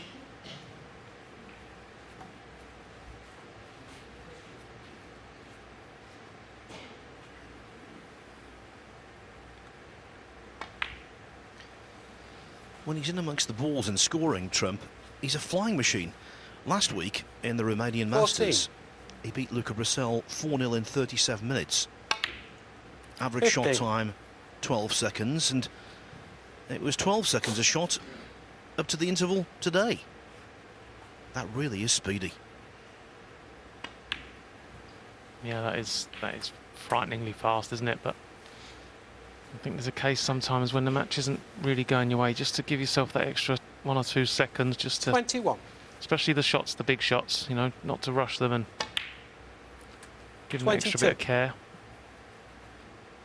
I think we'll see there's a loose red there, a couple of loose reds, but I think we'll see Judd crunch these. He likes to get them open as quick as he can. Foul. Dear. Judd Trump 22. Always 5. the Stephen Maguire. danger playing that shot. If you don't hit the pink 4 ball, there's always a chance you can hit it half ball and going off. I suppose it's a little bit unlucky, but it wasn't a very good shot. On the other hand, he didn't get the contact on the pink he was looking for. Once again, leaves the table a lot earlier than what he expected.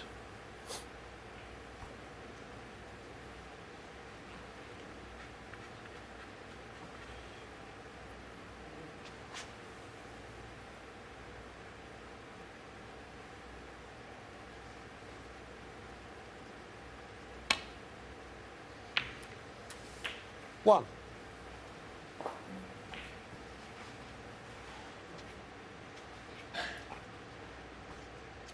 Stephen's got no choice here. I think he's got to play into the bunch. Try and generate plenty of cue power on this, plenty of backspin. Might just have this red to left centre. If not, he count himself 8. a little bit unfortunate there. Looking at the body language, he's not on it, so looking to get a real good cue ball and get Judd in a nice bit of trouble. First glance, it's not going to be too easy.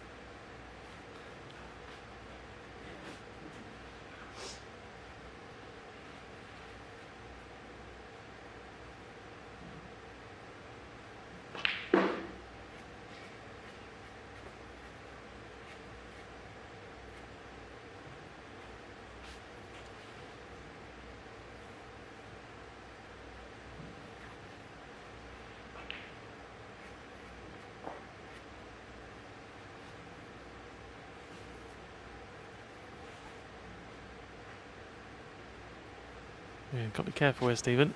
Got to just thread this cue ball in between the red and the pink.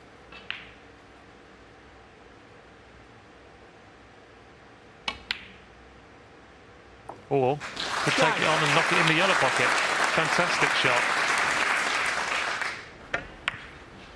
That's the kind of shot that will really boost Maguire and really worry Trump.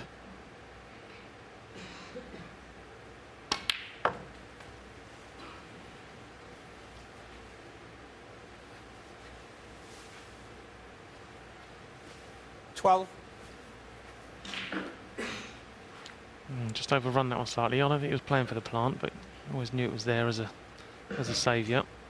He's looked perfectly set for the corner. 13. Yeah, nicely played. Perfect angle on the blue. He's definitely looking strong now, Stephen. You can sense this match is there for the taking.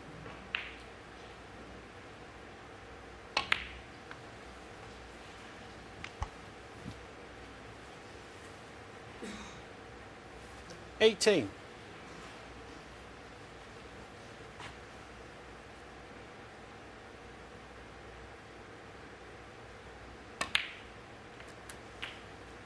$19.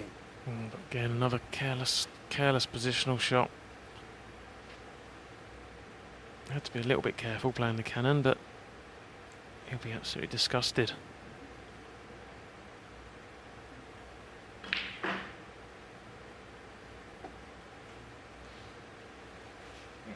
Green ball.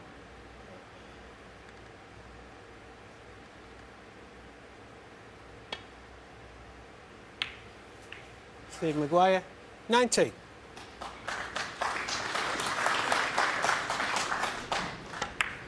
Yeah, there's the little shot there. Just a routine cannon.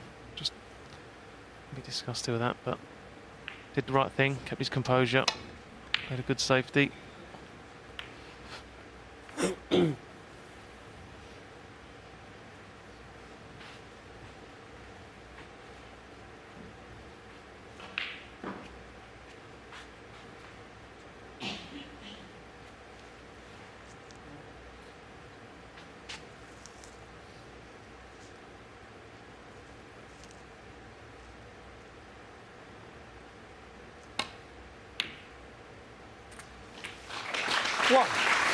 Another cracking red from Maguire. And what a cracking clearance from Anthony McGill. He was 50-0 down in frame 6 against John Higgins. But the black we've just seen was the end of a 61 clearance to complete a 6-0 whitewash.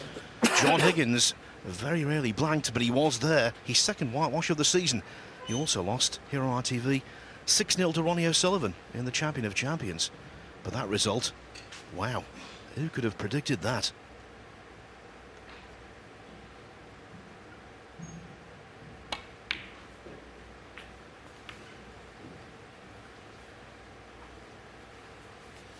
So McGill goes through to play Sean Murphy in the quarterfinals.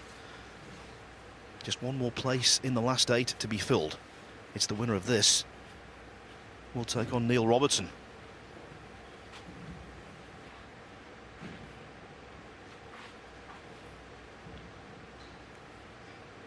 Once again, Stevens just lost the cue ball. He's not missing anything, but he's just playing a few loose positional shots. 4. But, like I said before, prepared to accept the bad shot, play a very good safety, just to keep the pressure on Judd. Just seems every time he comes to the table at the moment, Judd, he's facing problems.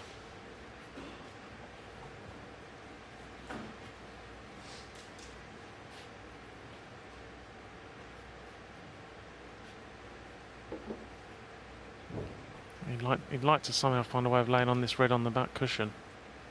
But going this way, if he doesn't get the pace right, there's always a chance he could just nudge it on for Stephen. He's gone twice across. That's a very clever shot. Very, very clever shot. Best shot he's played in a little while, I think, that for Judd. That would cheer him up. Didn't have a lot of room for error there. He must have missed them 2 reds together by an absolute whisker.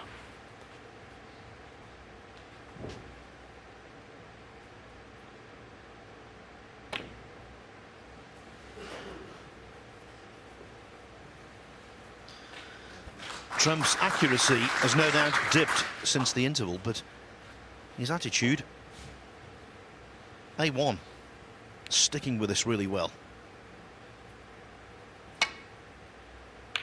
Waiting for things to turn. But again, too thick a contact.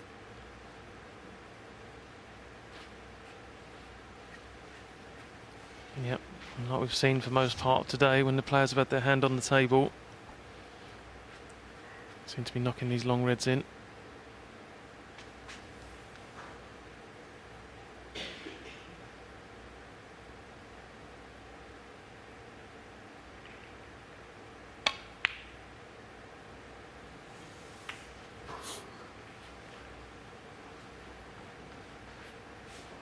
Slightly unexpected miss there from Stephen. Fully expected him to get that one, so he's handed over opportunity for Judd.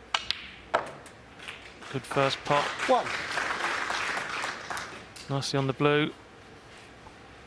Earlier on in the match, you would just expect judges to take these out, no problem at all, but not so sure now. Yes, it's twofold, this visit. One, obviously, 6. to get back onto level terms, but also he would love some quality table time. 7. Sizable break to get back in rhythm. And he's played that with the right hand. And just left himself a smidgen of angle, enough to get on the next red. Yeah, I know it was a 12. simple pot, but you see it far more in the modern game, players switching hands. Massive advantage if you can do that. 13. But this is better from Judd. He's got top side of the blue each and every time so far.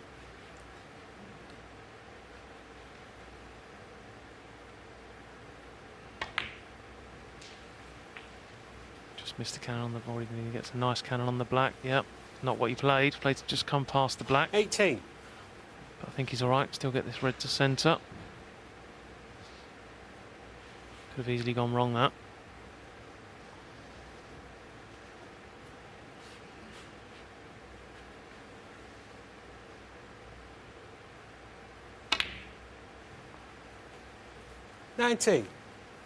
Once again, perfect angle on the blue.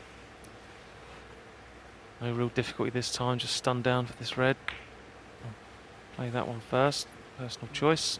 Yeah, sure. Not happy with the contact there though. Just come up a bit short. 24.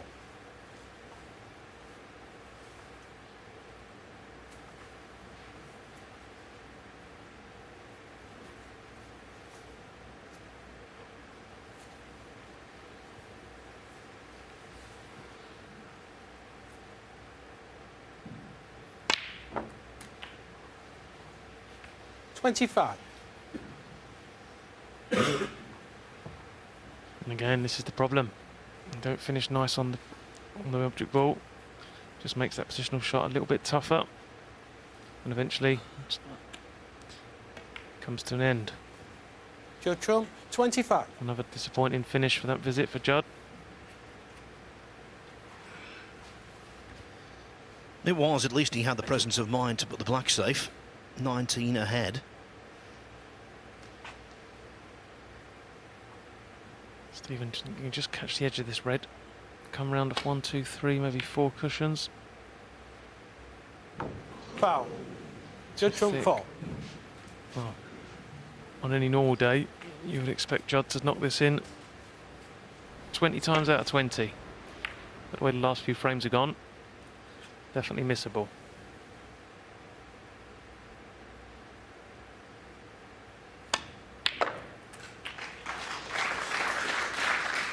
One.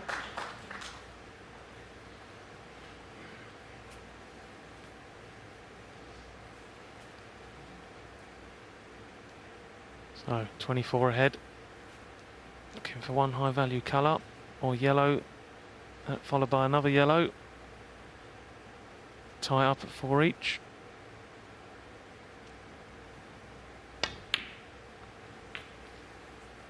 Yeah, played that nicely. Absolutely perfect. So, after a few misses, it's game on. All to play for. 5. Yes, and the way this match has gone, making predictions would be foolish. But one thing we can say for certain, it's going to be the tightest last 16 match of the tournament. 8. Previous to this, the closest scoreline had been a couple of 6-3s. 12.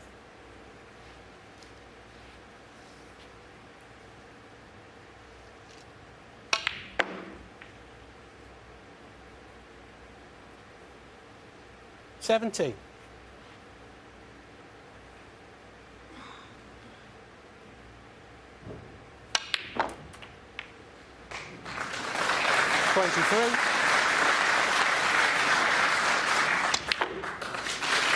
Trump will be feeling a whole lot better.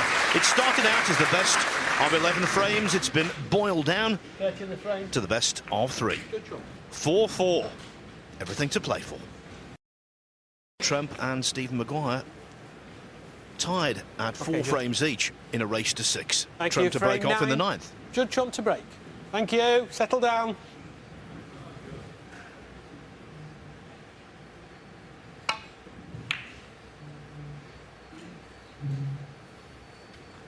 Well, in the studio, before the match started, I predicted 6-4 to Judd Trump, so that's still a possibility, but I didn't expect it to pan out this way.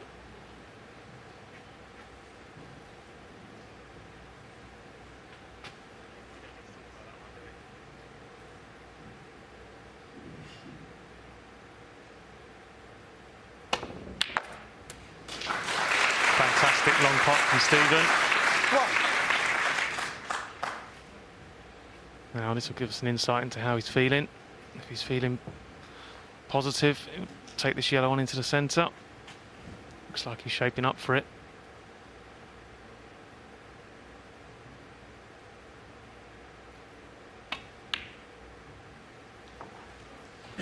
Yeah, lovely pressure pot there. He's got that look about him now. I've seen that many a time. And he's put him into the sword. He's got that steely look now. Looks bang up for this.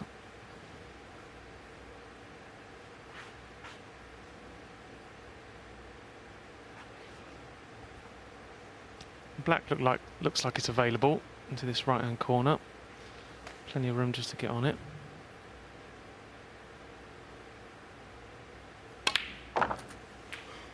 Sensible out to the blue. I think these 2 reds below the pack both go into left corner, so once he lands straight-ish on one of them, he can free the black.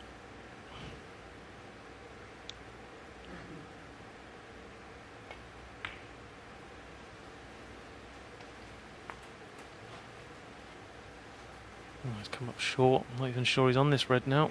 9.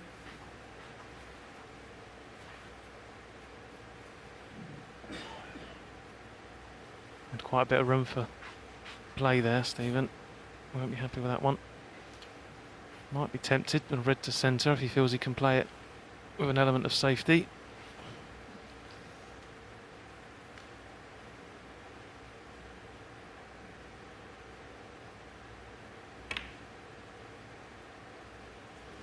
Oh, just grazed that Stephen near jaw. Maguire. 9. You can see the frustration there. I often see that from Stephen. He knows that was a good chance.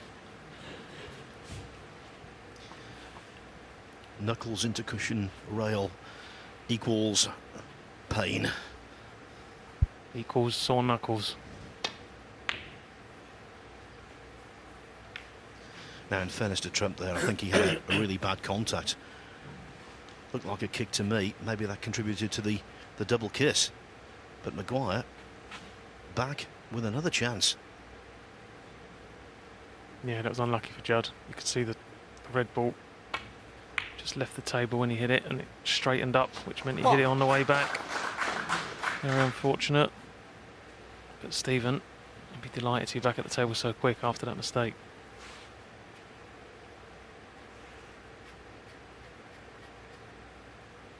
Again, faced with the same problem.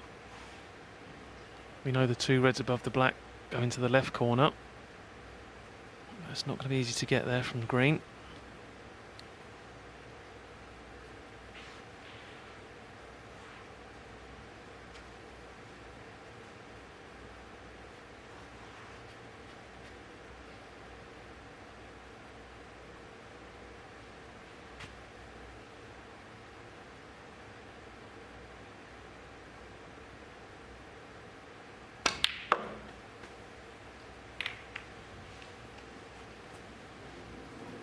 foul. Stephen Maguire 1 for jug trump. Unfortunate for Stephen there, but on the other hand, I don't think he's done any damage. Unless Judd's eyeing this plant up. Oh yeah, it's very makeable. One. Oh, big moment in the match there. We move ball, yeah. We move ball.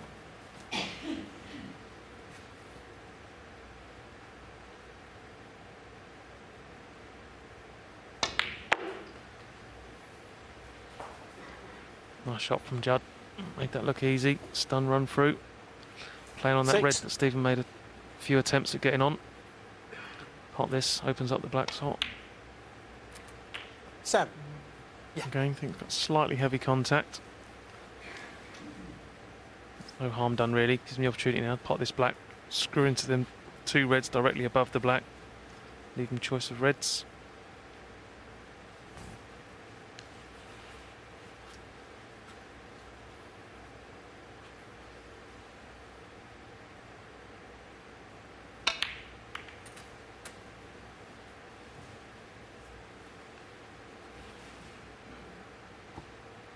$60.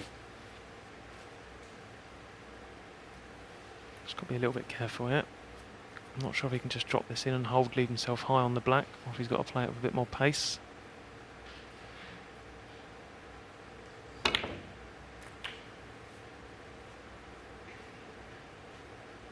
Nicely played. I think he's just gone far enough to be the right side of the 50. blue.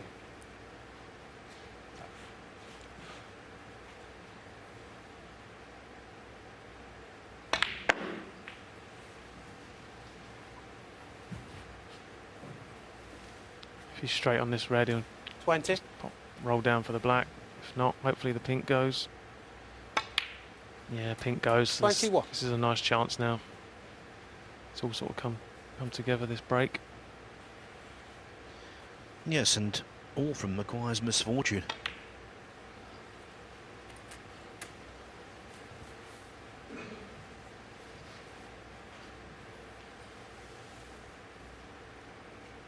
This is what Judd needed though. 27. String of pots.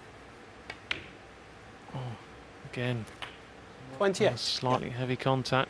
Hasn't gone through with the cue ball, but there shouldn't be any real problem. You can pop this black. You can play it confidently, just gently, knowing he's not going to leave anything. You won't want to miss it, obviously, but it's always nice to make the pot a lot easier when there's not that much pressure on it. Strange, though, a match where kicks have been very rare, and all of a sudden we've seen 3 in a short space of time. Yeah, we still don't know the reason behind it, but we saw at the end of the last frame, Judd called for a cup of hot water to warm his hands up, so maybe the temperature's just dropped a little in the arena, which could cause it.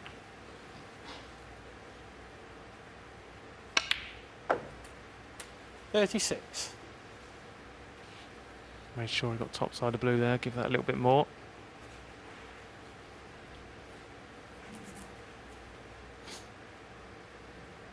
He's a precise positional shot here, Judd. Yeah, not ideal, but again he should be okay. Pot this red 39. to the black, just nudge into the black, push it onto the left corner. 40. Just lost it slightly. Wanted to hit nice thicker contact on the black to hold the white ball. So now he's got to go around the table, but I don't see a lot of value in going around the table here because you can't really get on one. Definite value in maybe putting the green on the side cushion here and getting a good cue ball.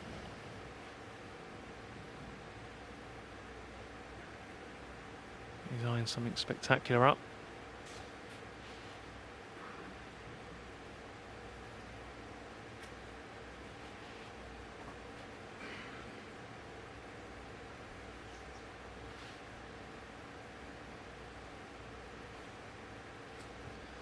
Sometimes sensible trumps spectacular.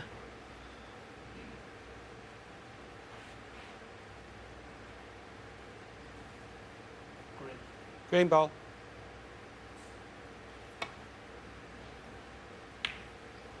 There's a time for pragmatism, and that was it. caught the green just slightly too thin, wanted to be behind the yellow more. Yeah, but good to see. I like the way he talked himself out of that black there. I think he knew deep down it was the wrong shot. Played the correct shot, just like you say, just slightly the wrong contact on the green, so he's not got the snooker and not got the green really safe, so nearly a good shot from Judd.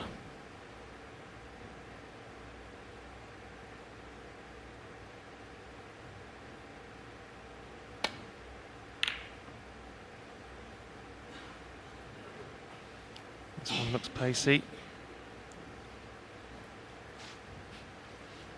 Hand on the table. The way the game is today, sort of expect players to knock these in.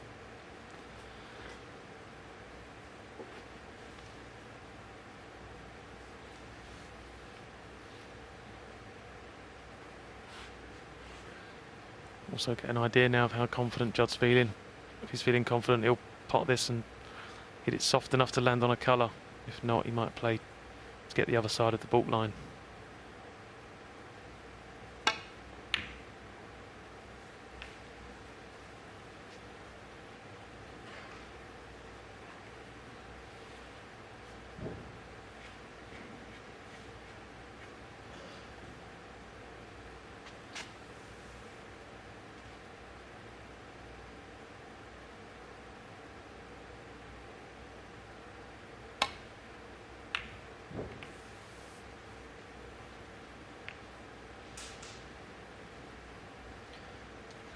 Out comes the green.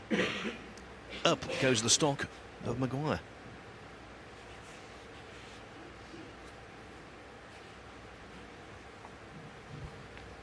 Similar sort of shot for Judd. Play this one a bit more higher on the cue ball.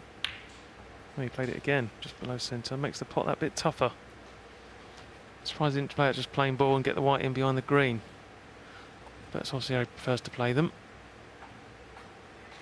But by missing it thin, he's come back across the table and given a chance for Stephen.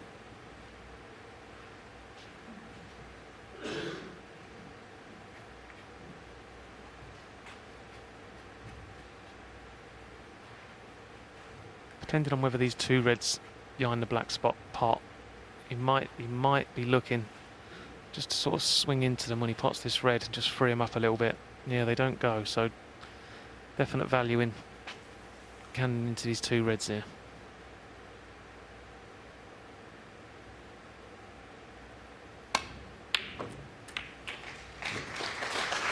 Good pop, just missed the cannon, caught the loose red as opposed to the two together. Yeah, a little bit unfortunate really. You would have expected to land on a colour of some sort there after that.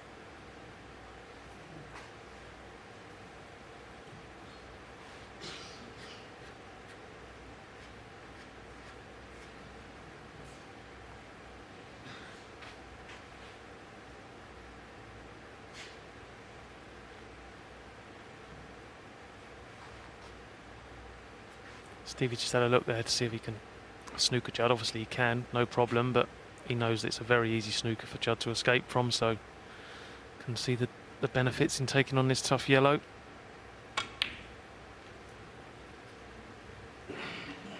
Stephen Maguire, 1.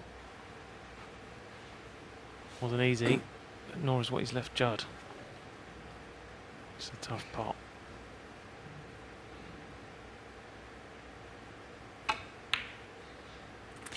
What? Just about went in off the near jaw. I've noticed this week they've been a little bit friendly in that regard, and it certainly helped Trump there. Had he potted the red into the middle of the pocket though, he would have had a much better angle on black to do what he's got to do with the next red. 34 in front, so if he pots the black, 41 ahead with 43 on, but surely more value in laying the snooker, Joe. Yeah, definitely. You would just assume that being 41 ahead with 43 on is a better advantage, but you know, wouldn't be a problem for Stephen to clear off if he did get the chance. So that's definitely the right shot from Judd. But once again, he's just come up a little bit short. Hasn't nailed the brown to the side cushion. So I think he'd be a bit disappointed with that. Once again, he's done neither. Hasn't got the snooker, hasn't got the brown perfectly safe.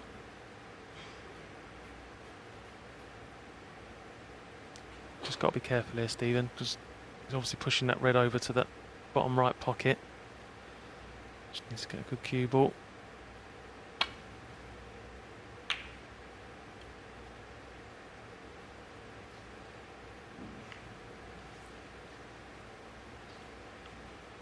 It's a friendly kiss in that he's got the white tucked under the baulk cushion, but I think we'll see Judd take this one on.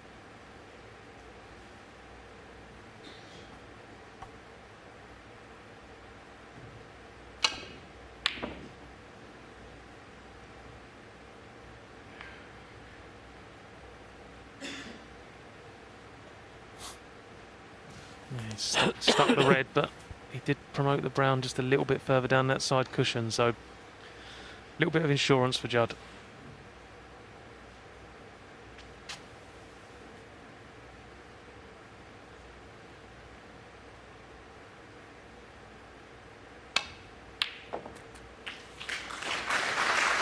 One.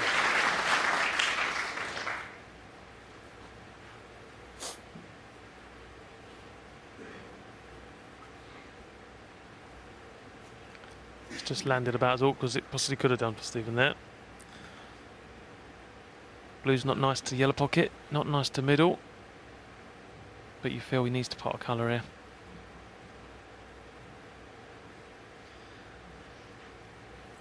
This match is not your average. The first 6 frames, total fluency. Positionally, everything was going right. Big breaks were going in left, right and centre. The last 3 frames, it's been downright scrappy, but these are the trenches. These are the frames you have to win.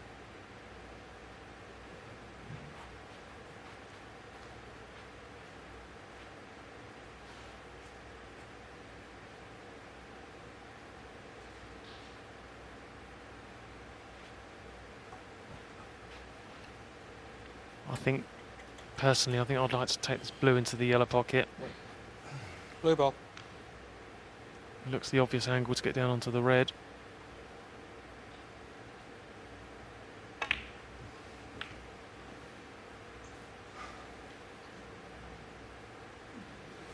Stephen Maguire, 1. Well, didn't see that one, but I could definitely see the thought behind it. It wasn't the worst thought out shot in the world. It just limits his options now. Potting this last red, he's got to get at least a pink or a black.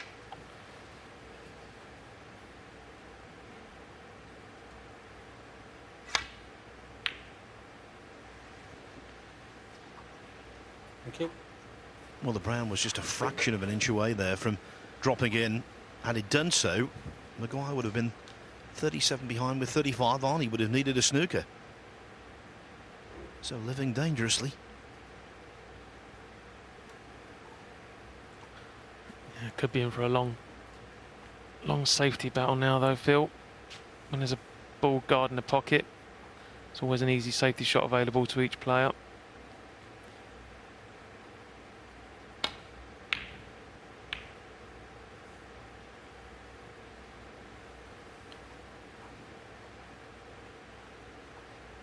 He's left a nice target now for Judd.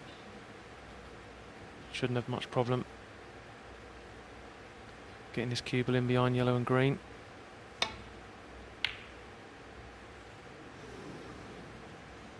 Went for the pot.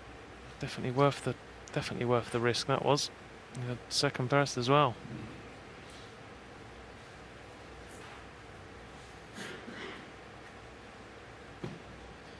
Remember, Maguire can't afford to give away penalty points, has to make contact.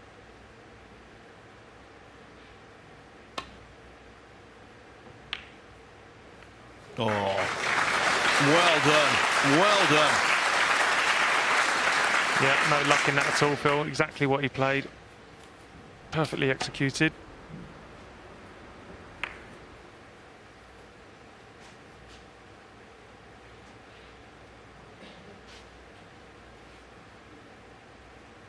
Judd would like to get to the cushion behind the black spot if possible.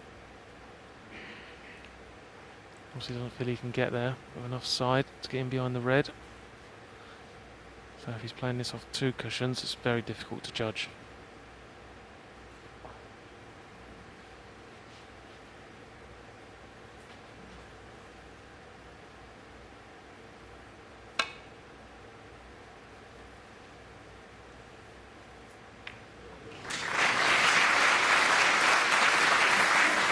Nice escape. He's left the red to green pocket. But it's not difficult for Stephen to land on the pink, which he'll need to be able to win.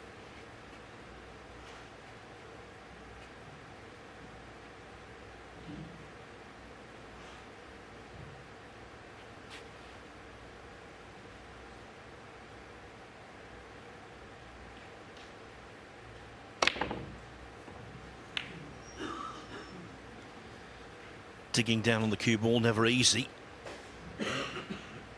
End position of the red for Maguire. Fortunate. Could have gone anywhere.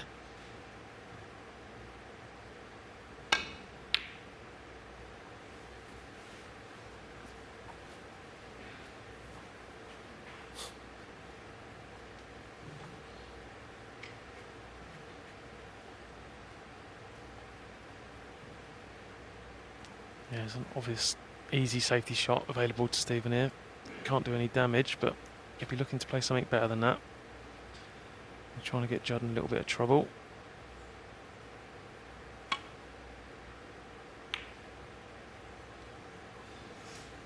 Doesn't want this cue ball going off. Well, that was a good shot. It was always going to be risky. Had to get the right contact on the red. Played it very nicely. You can feel the tension out there. What a massive frame this is. No distractions. The only game in town now.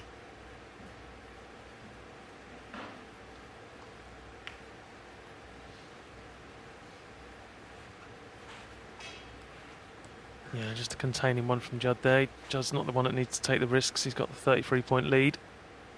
Once again, Stephen looking to get big distance between these balls. And if he can, he'd like to get that red a little bit closer to the brown. Just to limit Judd's choice of shots on his next visit. Just got to be careful.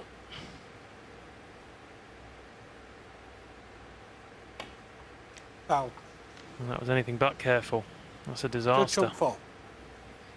He just, oh, there you go. Frame conceded. Frame. He Good conceded because he left a free ball and a very easy pot. So what a way to end a frame. Missing the red completely to leave himself requiring a snooker, and it all went so badly rung on what seemed like a relatively simple safety. And so Judd Trump leads 5-4. Leads Stephen Maguire 5-4, needs one more frame to complete the quarter-final lineup in the Ladbrokes Players' Championship. Maguire will be seething after losing that one the way he did, missing the red completely to leave himself requiring a snooker. We've just got a little technical issue in the arena at the moment with one of the monitors, so there will be a slight delay, and that's why Maguire's pacing around there like a caged animal, wants to get on with it and Thank you. take Frame this 10. to a decider. Stephen Maguire to break.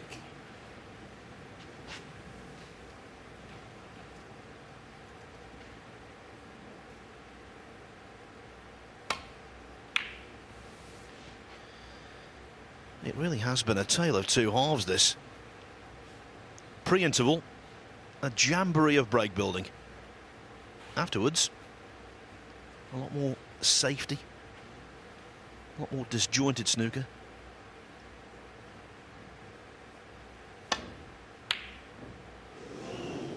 And balls rattling as opposed to dropping. It was a good effort from Judd, wasn't it? Struck that one nicely.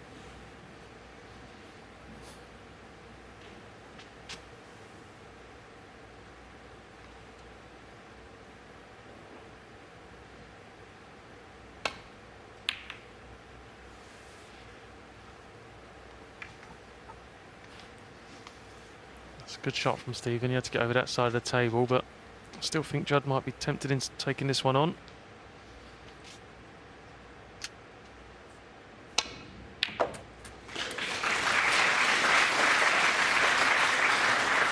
Where's the cue ball going to finish? 1. Not too bad. Not sure if the red nearest the black pots into left corner, but the one at the bottom of the pack definitely does, so could play on it, or as he likes to do, into the pack. Not lucky on this occasion, I don't think. 6.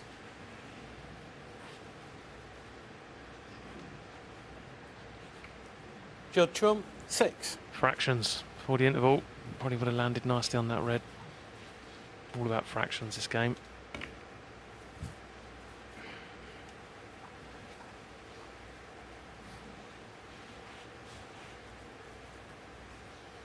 Trump, of course, trying to cope with the additional pressure of being the defending champion. And he has successfully defended a ranking title this season already. Last season went to Romania, won the European Masters. This season that tournament was played in Belgium, but it produced the same outcome. Away, please. And he would love to be a back-to-back Players' Championship winner as well. First things first, though, get through the initial hurdle.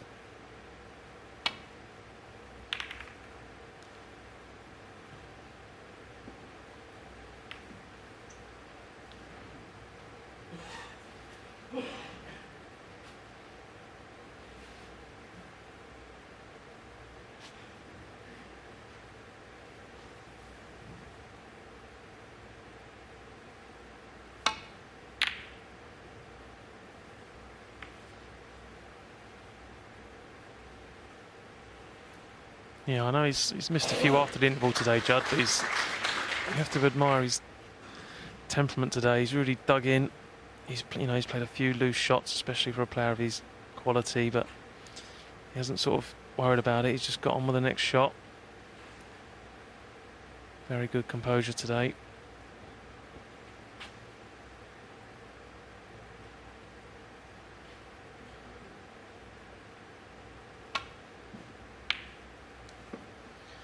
Yes, good composure and also a level-headed approach, and I think that's something he needs to take forward. If he's like this in every match he plays, he becomes formidable.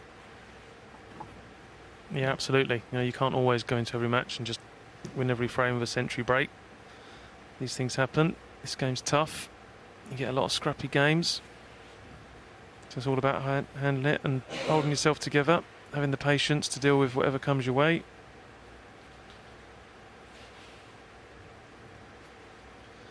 Well, look at Ronnie O'Sullivan last night. His safety play was, as Clive Overton said, relentless, mesmerisingly good.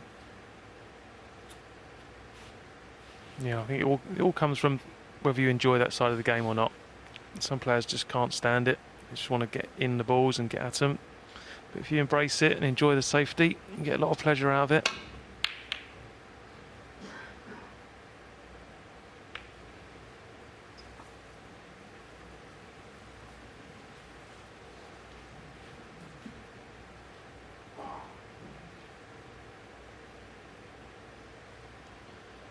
We must also make the point that if Maguire does lose this match, either in this frame or the next, he will go to the China Open under a lot of pressure to earn plenty of points to try and avoid qualification for the World Championship. So there's a double-edged sword for him here, not just getting to the quarterfinals of this event, but piling up those ranking points.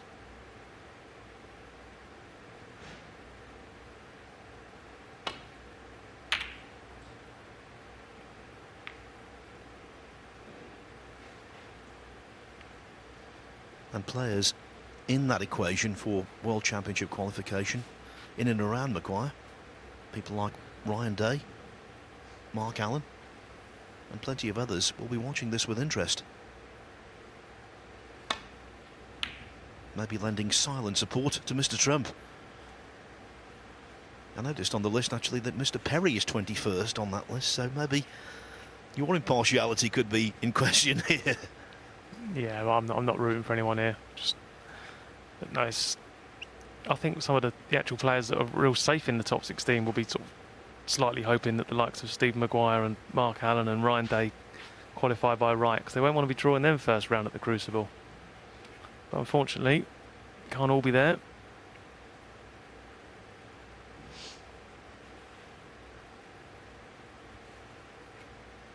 But once again, good safety from Judd.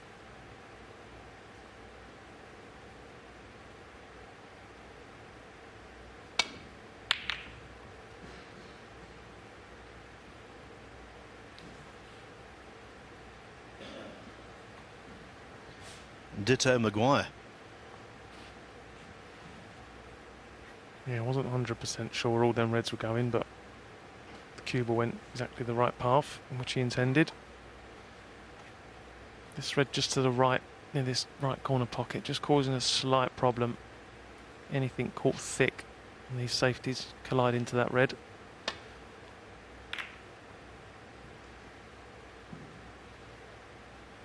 This looks good from Judd, just blocking off the left-hand side of the table. A fraction too thin. Possible chance here for Stephen. Very thin clip.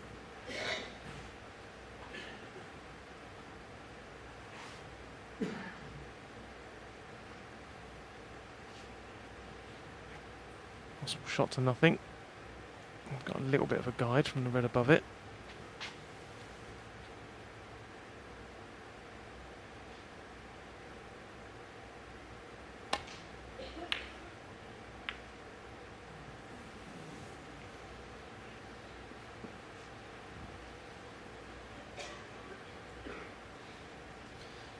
And if this was a poker hand, the stakes have just been increased with the red going so close to the corner pocket like that.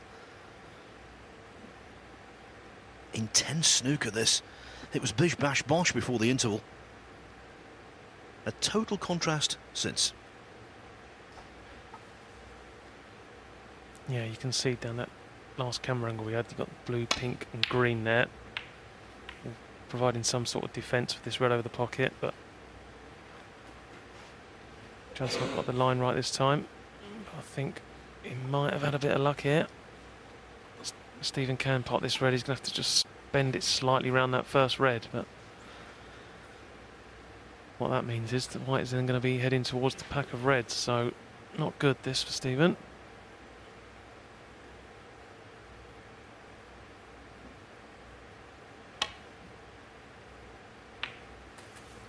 One. Nicely played. Left himself a horrible shot here though. This is a big shot.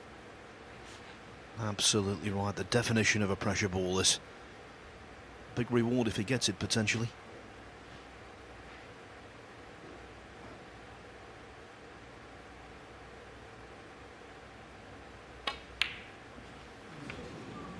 Stephen Maguire. That was a tough shot. Lots of pressure on that shot.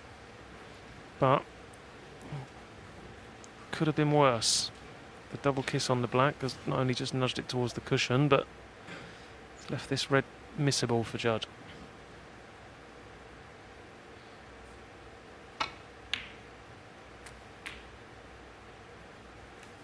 One.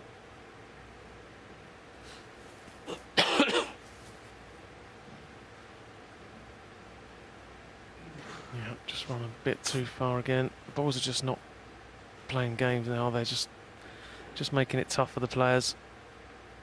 Joe Chum. Just finishing in awkward positions all the time.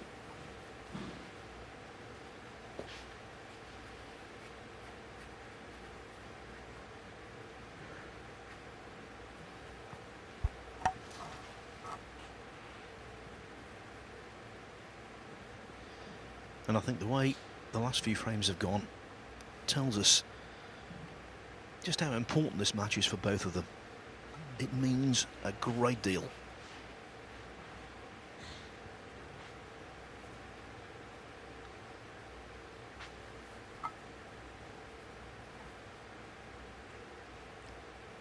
Just looking just to nestle into this pack here. Anything. Be unlucky to leave a red if he lands somewhere on top of that bunch of reds. But as you can see the way he's shaping up, can't see too far down that side cushion, so you have to apply a lot of side to create the angle.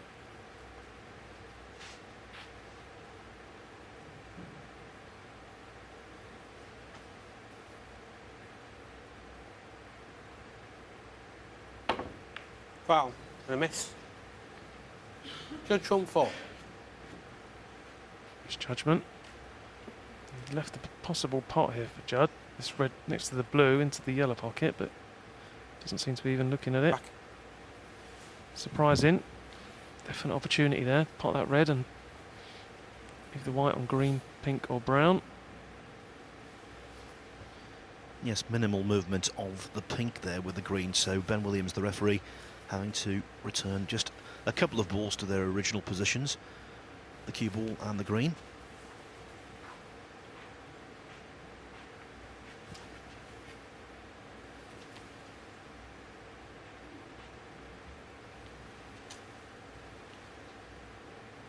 Okay, turn this way. Obviously it was too big a swerve last time, so different route this time for Stephen.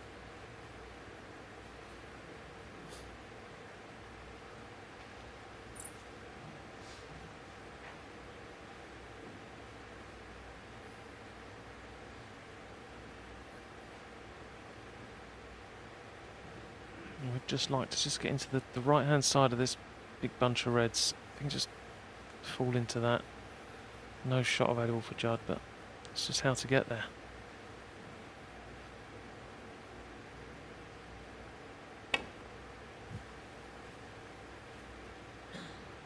This is better. Yep, absolutely perfect. Good shot.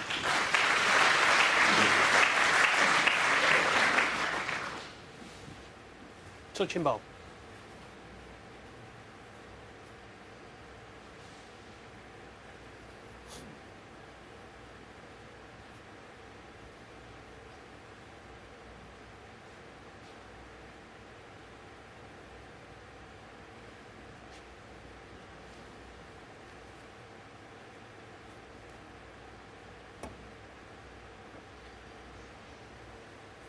Lot has been made with Judd Trump over the years about one comment he came out with, saying he loved to play naughty snooker.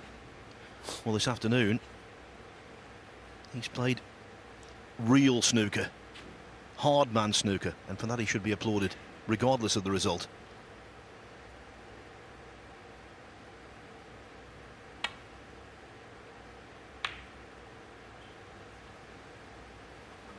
Yeah, I think it's just something that comes into your game without actually taking too much notice of it. As the years go by, you realise there's a lot more to this game than just making big breaks.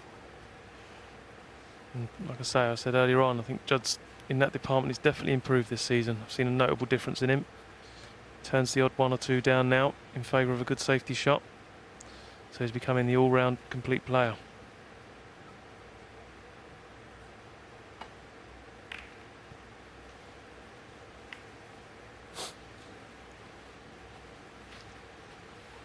Okay, that was a mistake, but it was the sensible thing to do. Just not the quite spot-on execution he wanted.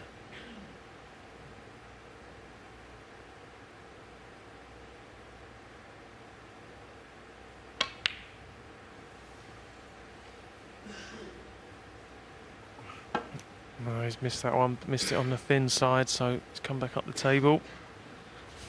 Opening for Judd. Not a great chance the way the balls are sitting and the colours, but it's nice to be at the table potting balls when you only want one frame for victory. One. Yes, abandoned naughty snooker, so will he get rewarded for good behaviour?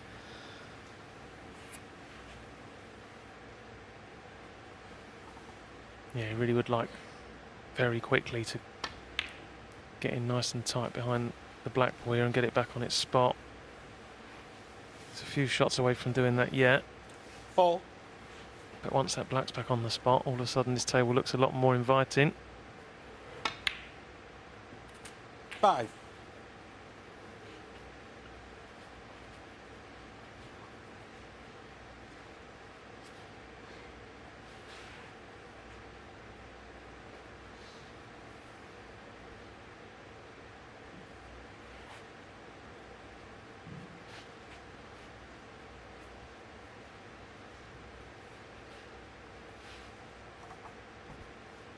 Yeah, just having a look now if he can get down, because the black's not that easy a pot. He doesn't want to be doing too much with the cue ball when he pots it, so looking 2 or 3 shots ahead here, Judd.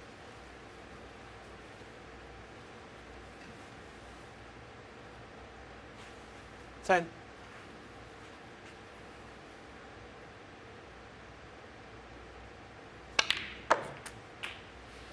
11.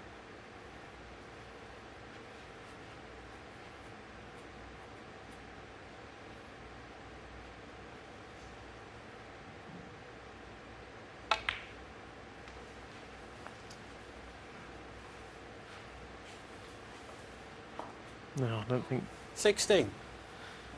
I've got much choice now, really, unless he can stun up between the two reds.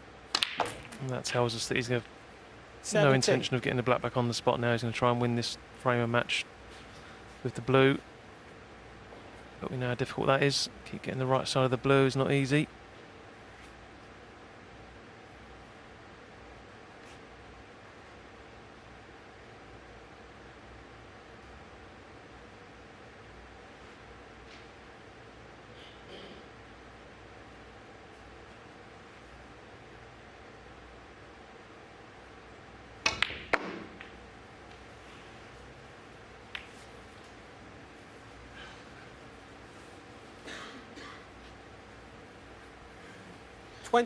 He can see enough of the red closest to the blue. This is a queuing shot, and it could be the decisive blow. 23. Lovely stuff. Yeah, good pressure pot, that one. Keep the break going. Now again, got the opportunity to play for the black here. 28. It's whether he feels he can just do enough off the blue. 29. It does help when you've got the cue power Judd's got. A lot of players wouldn't have been able to just punch that up there for the blue, but seems to do it with ease.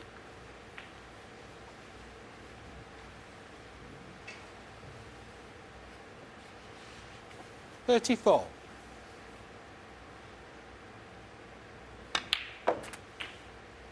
35.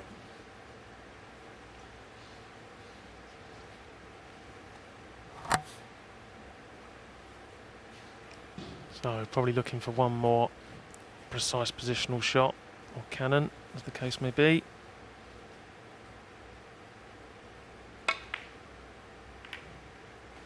And that looks just about perfect. Yeah, he's done well today, Judd. He had a little bad spell in the middle of the match, 40. lost his way completely, but stuck with it. Very good show of his temperament today. 41. And I think if he does win 6-4, which looks highly likely now, he'll gain more from this than winning 6-1 in a canter. Yeah, definitely, because he's probably lost a few matches like this season, where he's just lost his way a little bit and he's been punished, but he's stuck to the task 46. today. This bodes well for the rest of the tournament. You can see he's in good form 47. before the intervals, knocking breaks in for fun. It shows that he's up for the fight as well. It's always nice to see. And Joe, you called 6-4. How about that? Yeah, but we won't talk about what I said 52. about the other match. 53. And this sets up a real heavyweight bout between two snooker southpaws, Judd Trump and Neil Robertson. 60. 61. He started with a century. Can he finish with one?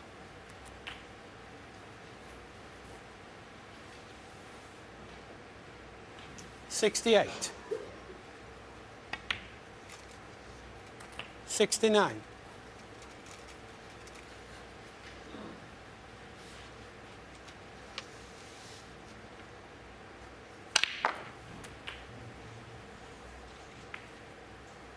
Oh, it's a shame. Probably won't see a century now. Always nice to see Judd finish off the colours at the 76. end. Gives the fans something to look at. Plenty of flare shots. He'll be chuffed to bits. He'll be chuffed to bits with his performance today. Not so much the performance in terms of making breaks and missing balls, but the way he stuck to the task. Maguire concedes. Trump was magic in the first half. He was mature in the second half. And Trump's approval rating here in Llandudno has gone through the roof. How much would you love to defend that title, Judd? It would be good. I think it's always a great achievement to do back-to-back tournaments. So I think I've only done it once before, so it'd be a nice confidence boost before the World Championship as well. I think I'm playing okay in patches, but I feel like as soon as I do miss, it kind of collapses a little bit, I think, and I need to get away from that and just kind of trying to forget the next ball and just trying to go out and play, but it's just not quite happening at the moment. What was great to see today was both sides of Judd Trump. So we saw you play your attacking game in amongst the balls, building your breaks, but also playing a canny game as well against Stephen.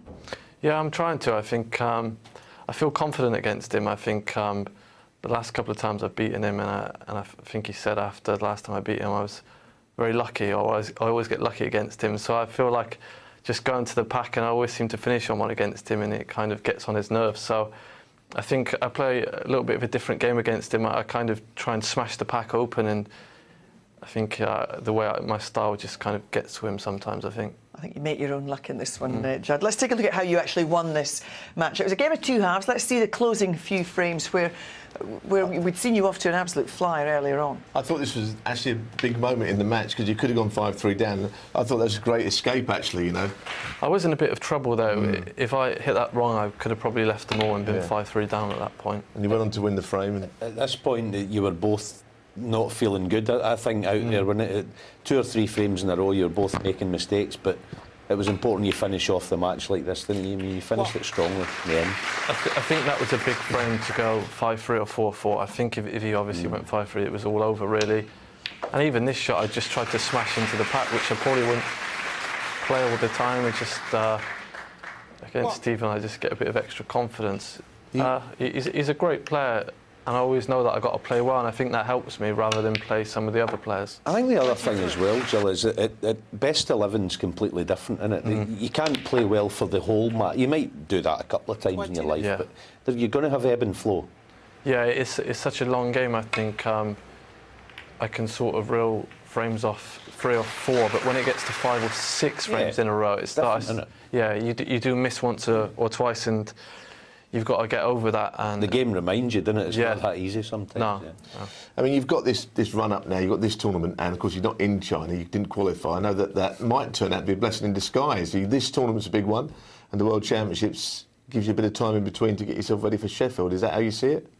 Yeah, I think actually quite happy to be out of China for once. I think every year for sort of the last 7 or 8 years I've been in it. So I think it's a different kind of thing for me. I think the last couple of years going into the World Championship, I've been sort of one of the favourites, been playing the best snooker both times, and this time is completely different. So hopefully for me, I can go in with less expectation. I think when I do well is kind of when everyone forgets about me after I'm on a bad run, and I kind of come out of nowhere and do well.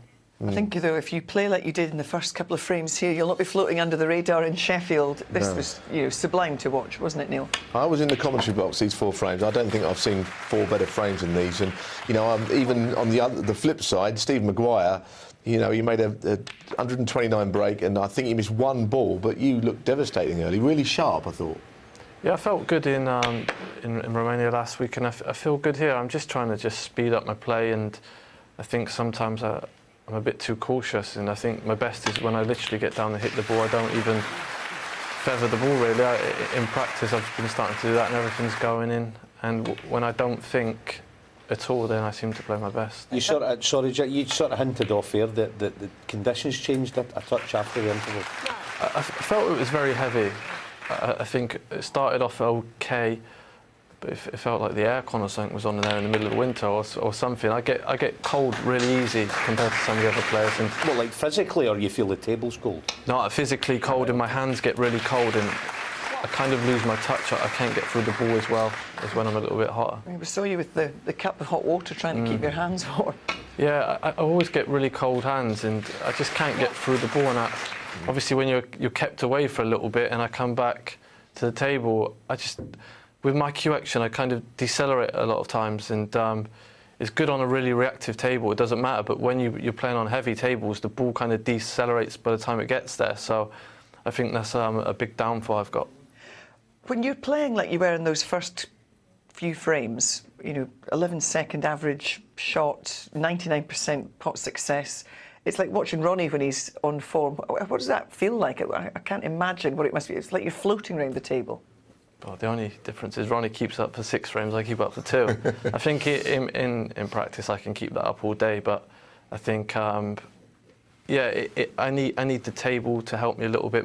He cues the ball just that bit better, so on heavier tables he can get through the ball better. I think when I get perfect conditions in a tournament, then I start making 12, 13 centuries and I can kind of breeze through it. What about your next opponent? You're playing Neil Robertson. You've had lots of big matches with him, you know, going back to when you knocked him out of the World Championship when he was defending champion, played in the Masters. Lots of big games, and he played well the other night. So what are your thoughts? I think Neil's another one. He's kind of looking for confidence as well, I think. It's always a tough game. We all seem to meet in the big events at crucial stages. So I think for Neil, he's kind of coming back to form. I'm trying to find some form. It's going to be a tough game, I think. Kind of similar to Steve Maguire, you know it's going to be a tough one. Yeah. But that's the nature of this tournament. You've got the 16 most informed players on the circuit. Every game's going to be tough. Stephen was tough. Neil will be tough. What do you do between now and then? We've got Ronnie up tonight. Will you keep an eye on that one? I'll probably keep an eye on it. Just go and relax. I think I've always had a good run here. I kind of enjoy being up here, and it's a very relaxing place to be, I think, and seems to bring the best out of me, and hopefully the same this time. Look forward to seeing you in action. Tomorrow afternoon you're up against Neil Robertson. And earlier on table 2 we saw Anthony McGill. He was up against John Higgins. He beat him 6-0. This is what he said afterwards. Ants, I know you've seen a lot of John this season. Nice to get one over him. Yeah, you know, I've played him 4 times. Well, that was the 5th time, and he's beat me the previous 4, so didn't want to lose again, so I'm really happy. What sort of game was it in general? Because we didn't see an awful lot of it, but tell us from your perspective. I know you won 6-0, but you weren't totally happy with your performance. No, it was a scrappy game. It was. I don't think I outplayed him. I don't think I really played any better than John, but for some reason I just kept on and nicking the frames. It's a strange old game, isn't it? Because you can play like really well and sort of lose games, and then you don't play so well and you win 6-0. Go figure that, eh? No, it's just, you know, there's no rhyme or reason sometimes to snooker, you know. But season going forward, still got to go to China, then the World Championships coming up. It's been a busy time, isn't it? How are you dealing with it? It's been really busy lately. So I've been entering everything as well, even the smaller ones, and I can really feel it. You know, this is 3 tournaments to go, so one big push, you know. Sean Murphy next up. How you fancy that? Yeah, just the same as today, innit? Just a hard game, but hopefully I can just try and make it hard for him. Go out and do the same again. Well played. Hope so. Cheers. Anthony McGill, good win, 6-0 over John Higgins. Does his talking on the table, doesn't he? Yeah, he sure does. I mean, look, just looking at the draw there a couple of minutes ago, I'm really pleased for him. You know, he's got a burning desire to be at this stage of these big events, and he's been in them. He's just not managed to put a lot of wins together yet in them, you know. He should be absolutely delighted to beat John Higgins because he's lost 4 times to him this season. Last week he lost about 3 times already this year to him. So for him to get on the right side of John and beat him 6-0 is good for this tournament because he's not lost to John again. And also, next time he plays him, he's on the back of beating him, not losing to him. So he must be thrilled. He didn't sound it, but I'm sure he is. He's in some great company now into the quarterfinals. Yeah. Be interested to hear what John Higgins made of his performance today because we saw it was on the other table, but we could see he was at the table a lot. But some tight frames just got away from him. And I think that actually the last shot he played of the match, which I don't think we've seen, but he got frustrated and it was most on John Higgins' light. He lashed out at one from about 50 in front and Ants cleaned him up from there. It was unlike John today, but you know what happens at this level. The great level of this game, you know. I mean, very much so. You know, he's beaten Ronnie 5-0 and he beat him again the other week to win the Welsh, and now he's on the receiving end of a whitewash. That's snooker for you. And next up for Anthony, Sean Murphy, Friday afternoon. Well, we know that Sean Murphy's got issues with his neck problems and his back problems, so this is a real chance for Anthony McGill to go deep in this tournament. Although he beat Karen Wilson 6-3, he looked very, very classy. Yeah, he's not right though. I mean, I think he admits that. So, and he missed the last 2 tournaments. So, you know, who knows? It's a chance for his opponent. All right. Well, one man to beat this week will certainly be Ronnie O'Sullivan. He beat Graham